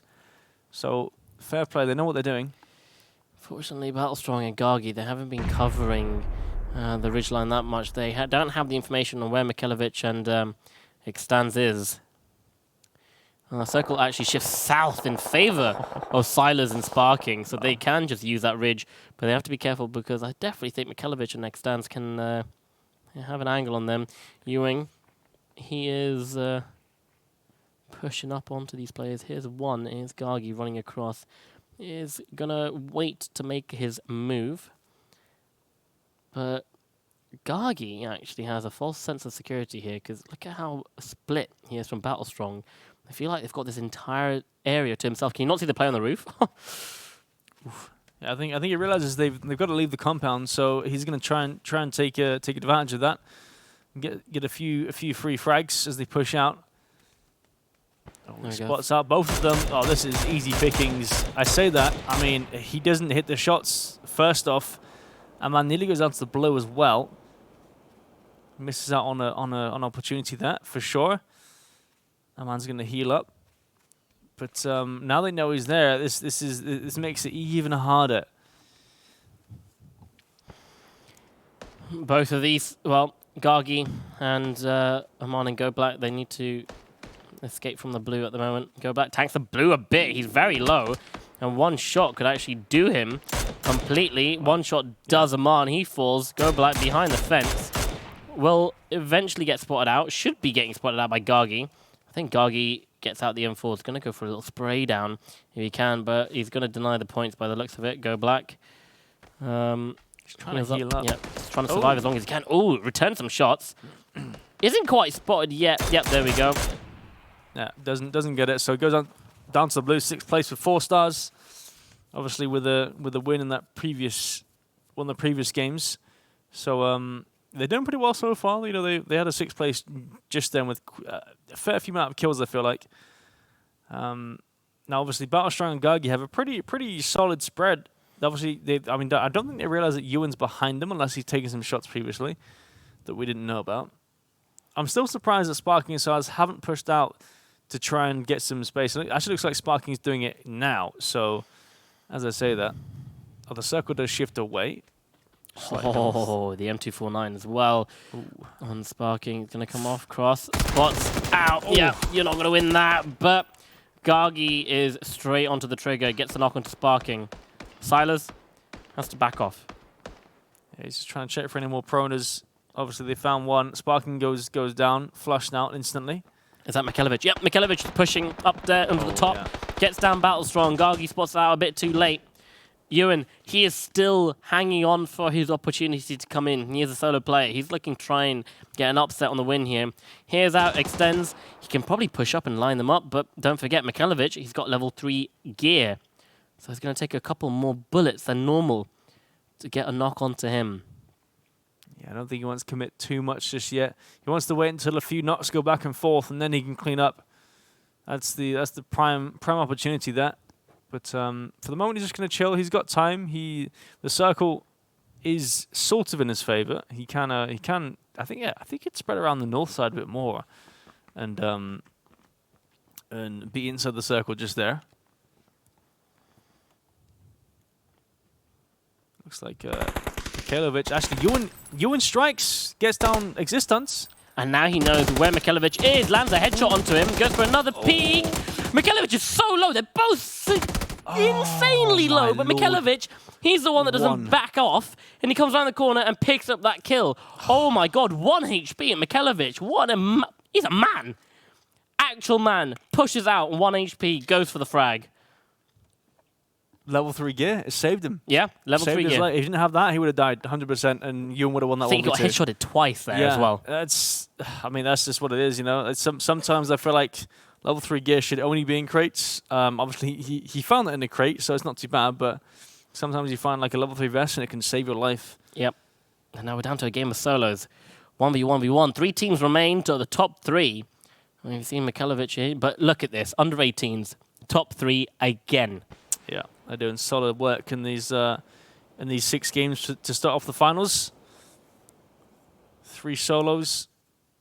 Mikhelovic, Jagi, and Silas. Mikhelovic, obviously, with the advantage, I'd say. He's got the level 3 gear. A bit sort of damaged from that last fight. Depends how damaged it is. That's a good flashbang. Because if it is insanely damaged, he will get the aim punch for it to be destroyed. So that might screw up his spray coming in at the end. There. So it's probably better to get a high durability level 2 if that is available than having a very low durability level 3 gear. Because the aim punch can really throw you off and you just don't expect it. Some smokes going out. I think he kind of knows where most of these players are. Gargi still prone. Got the smokes. There's some extra cover now. I feel like he's kind of smoking off Gargi, but at the same time, Gargi can use that against him, in a sense. Gives that false sense of security. Yeah, it's the dot by that tree. It looks like it might be, yeah. I'm not sure. Gargi looks like he's just about spotted Mikhelovic on the hill there. He knows exactly where he is. Yep, Silas being spotted. Information for both of these guys. And Gargi, he does spot at Mikhelovic. Level 3 armor doing wonders for him at the moment. And he goes back for the repeat. Gets the headshot to Gargi. Gargi's lying down, but it's going to be the nade coming out by Silas. And he picks up the win as they both take each other out. Holy moly, under 18. They find themselves in the top 5 every single game so far. And there we have it. The one team picking up 2 wins today. The first and the last game go to under 18. Only 3 kills though, but it doesn't matter. It really doesn't matter for these guys. Yeah, it doesn't matter at all. I mean, to be fair, the reason they had 3 kills was because they were in that valley so long. Yep. They couldn't pick off anyone. They couldn't get those long-range shots going. So, yeah, fair play. They picked it up in the end and got themselves a 13-point game. Yeah, I'm trying to figure out. So, Mikhelovic took down Gargi, and then the nade finished off Mikhelovic. Yeah. So, it's a Mexican standoff as... Yeah, it's just a 3-way triangle thing of just, they all kill each other, I guess, kind of, but Silas wins. Yeah, but Gargi wasn't shooting at Silas. Yeah, so I mean... it doesn't matter, but oh my god. Kind of works. Under 18, they definitely will be pulling away on the points at the end of the day, and all the other teams, they're going to have a horrific night's sleep. Yeah. But definitely, let's have a look at some of these kills. So this is the first instance where Mythrain and 10,000 Days did some work. Solnico. Wilsonico. Yeah, here we go. I mean, he missed a few shots. To be fair, I have troubles with the mini as well, trying to hit those like fast range shots. He's only got 9 bullets reload. Whatever, it's fine. Even extends sprays into him too. Replay. That's exactly what this is. That's what we need. Yep, especially for this one. Oh yeah, perfect. I can't believe he was like inside. Maybe he couldn't actually aim down sight if he was like underneath, or he couldn't like see if he was underneath it, right? So maybe that was like an issue for him. Oh no, he actually couldn't heal. I think he was trying to heal. I was gonna say, why didn't he just fully heal under it? But he couldn't maybe heal. He got pushed, and like, you know, when you move, like sometimes it cancels the heal. I don't know. Yeah, that is unfortunate. That's unlucky. That is PUBG things. Cucked by the Murado, like literally. Oh dear lord. But yeah. Rewap Atalim. Mill to power 2. All backwards. Oh, we're sticking on it still. They're sticking on it. Still good. Still good. Big highlight. Long one. Definitely the highlight of the game right here. Yeah, I'm wondering if under 18 have either passed or caught up to Red Diamonds. Obviously, Red Diamonds had a pretty hefty lead coming into this next game. So I'm wondering if they surpassed them or at least caught up. I'm pretty sure. We'll have to see about that. Basketball. Here we go, Sammy. This was the start to his kind of his killing spree in a sense. He does well to pick up these 2 kills. Then this insane spray that Hex executed. Yeah, you see all this damage coming out. Like, what on earth? Everything just hits, and then eventually with the buggy, I feel like Sammy was purposefully aiming for the tires there. Yeah, and that's what you do with the buggy. You hit the tire, the buggy will spin out. And yeah, look at Hellscream. Like, he played this perfectly. Like, really good. There was just no way for Smash to get out of that situation. I mean, he could have ran out and then ran left, but Hellscream was definitely just waiting there. Yeah. Usually they hold the door exactly like on the angle, so that even if you run out, you get a few shots in your back anyway. Yep, hodl. Exactly. Yeah, but the nades coming in. That's Mythrain 10,000 Days down. Yeah, lots of nice little frags here. Very interesting. That's an SKS too. That's some solid shots from that distance. Oh, talking about solid shots, ground. We didn't even see that one. That was insane. Just tap, no problem. Pulling down perfectly. Yeah, spotting out Sparky in the last second. It doesn't matter because you've just got an insane duo paired up with each other. And it just goes out in the end. Look at that, 1 HP. No hesitation. Yeah. No hesitation. Oh, I'm low. Let me go and heal. It was just, yeah. Well, I'm just going to go push. Under 18 picking up that win as well to round off the day. Absolutely insane game as those guys are. Maybe they shouldn't be allowed to play if they're under 18. Yeah, it's they're fine. They're fine. It's only in the regional leagues they can. Yeah, of course. That's just, yeah. Tell you what, because we have such an amazing production team, our scores are already straight away. So no blabbing on any longer. Let's have a look at the scores at the end of that game, and then look at the accumulative scores to see who, in fact, are the winners of day 1. But it's all about tomorrow, as we are halfway through the EMEA and CIS Wingman Series 8 finals. Under 18, 13 points to their name. Name team, 11 points, and back to Lucid. They're still up there. Mm-hmm. They got a win in second game. They're still up there in the top 3, 9 points, and 9, 8, 8, 8, 6, 6. And as you make your way down, you get to the lower stages of the points. Come in. Yeah, solid stuff. You see, obviously 4 stars down there. I did say they had a fair amount of kills. They only got 2 that last game, so not that many, but still. Here we go. The leaderboards after game 6. This is overall halfway through. You can see Red Diamonds up top with 52, but under 18 have caught up just slightly with a 8-point gap there. Yeah, there's no longer a 20-point gap. It is only 8, so that first place is definitely under contention still, and it will be coming into the start tomorrow by a lot of these teams. But Red Diamonds, they've done a good job to try and get a half a century of points at the end of the first 6 games. What an insane finals we've had so far. Some of these games are actually better than some of the normal Wingman games that we've had throughout the weeks. So thanks, guys. It's been really entertaining. Solid stuff. Yeah, I'm quite surprised at the aggression that we saw today. Yeah. I think it was much more aggression than what we're used to with the EMEA guys. So the CIS guys coming in and showing us that power. But you know? you said you're expecting everyone to be a bit more passive, but we see people pushing at 1 HP. No hesitation. I just love that. It was just like, I have to go for this. Solid stuff. What is health? You know? Commit to it. You know, like you've got this gut feeling. You just go for it. You're like, I've got to take this fight. You know, wipes come out. Completely man mode. Right, ladies and gents, thank you very much for tuning in for today. That is half the game. So tune in tomorrow. Don't forget, same time, same place, where we'll be bringing you the final 6 games, and we'll be crowning our Wingman Series 8 victors.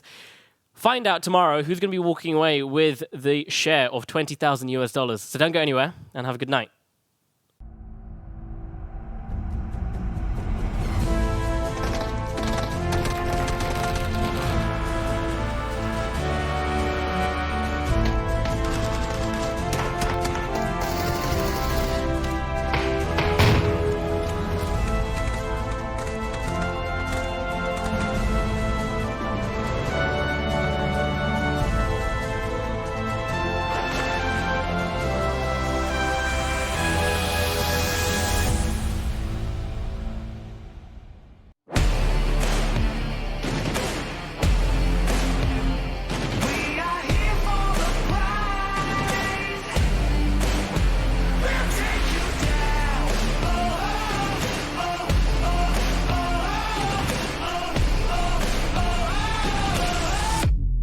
We'll take you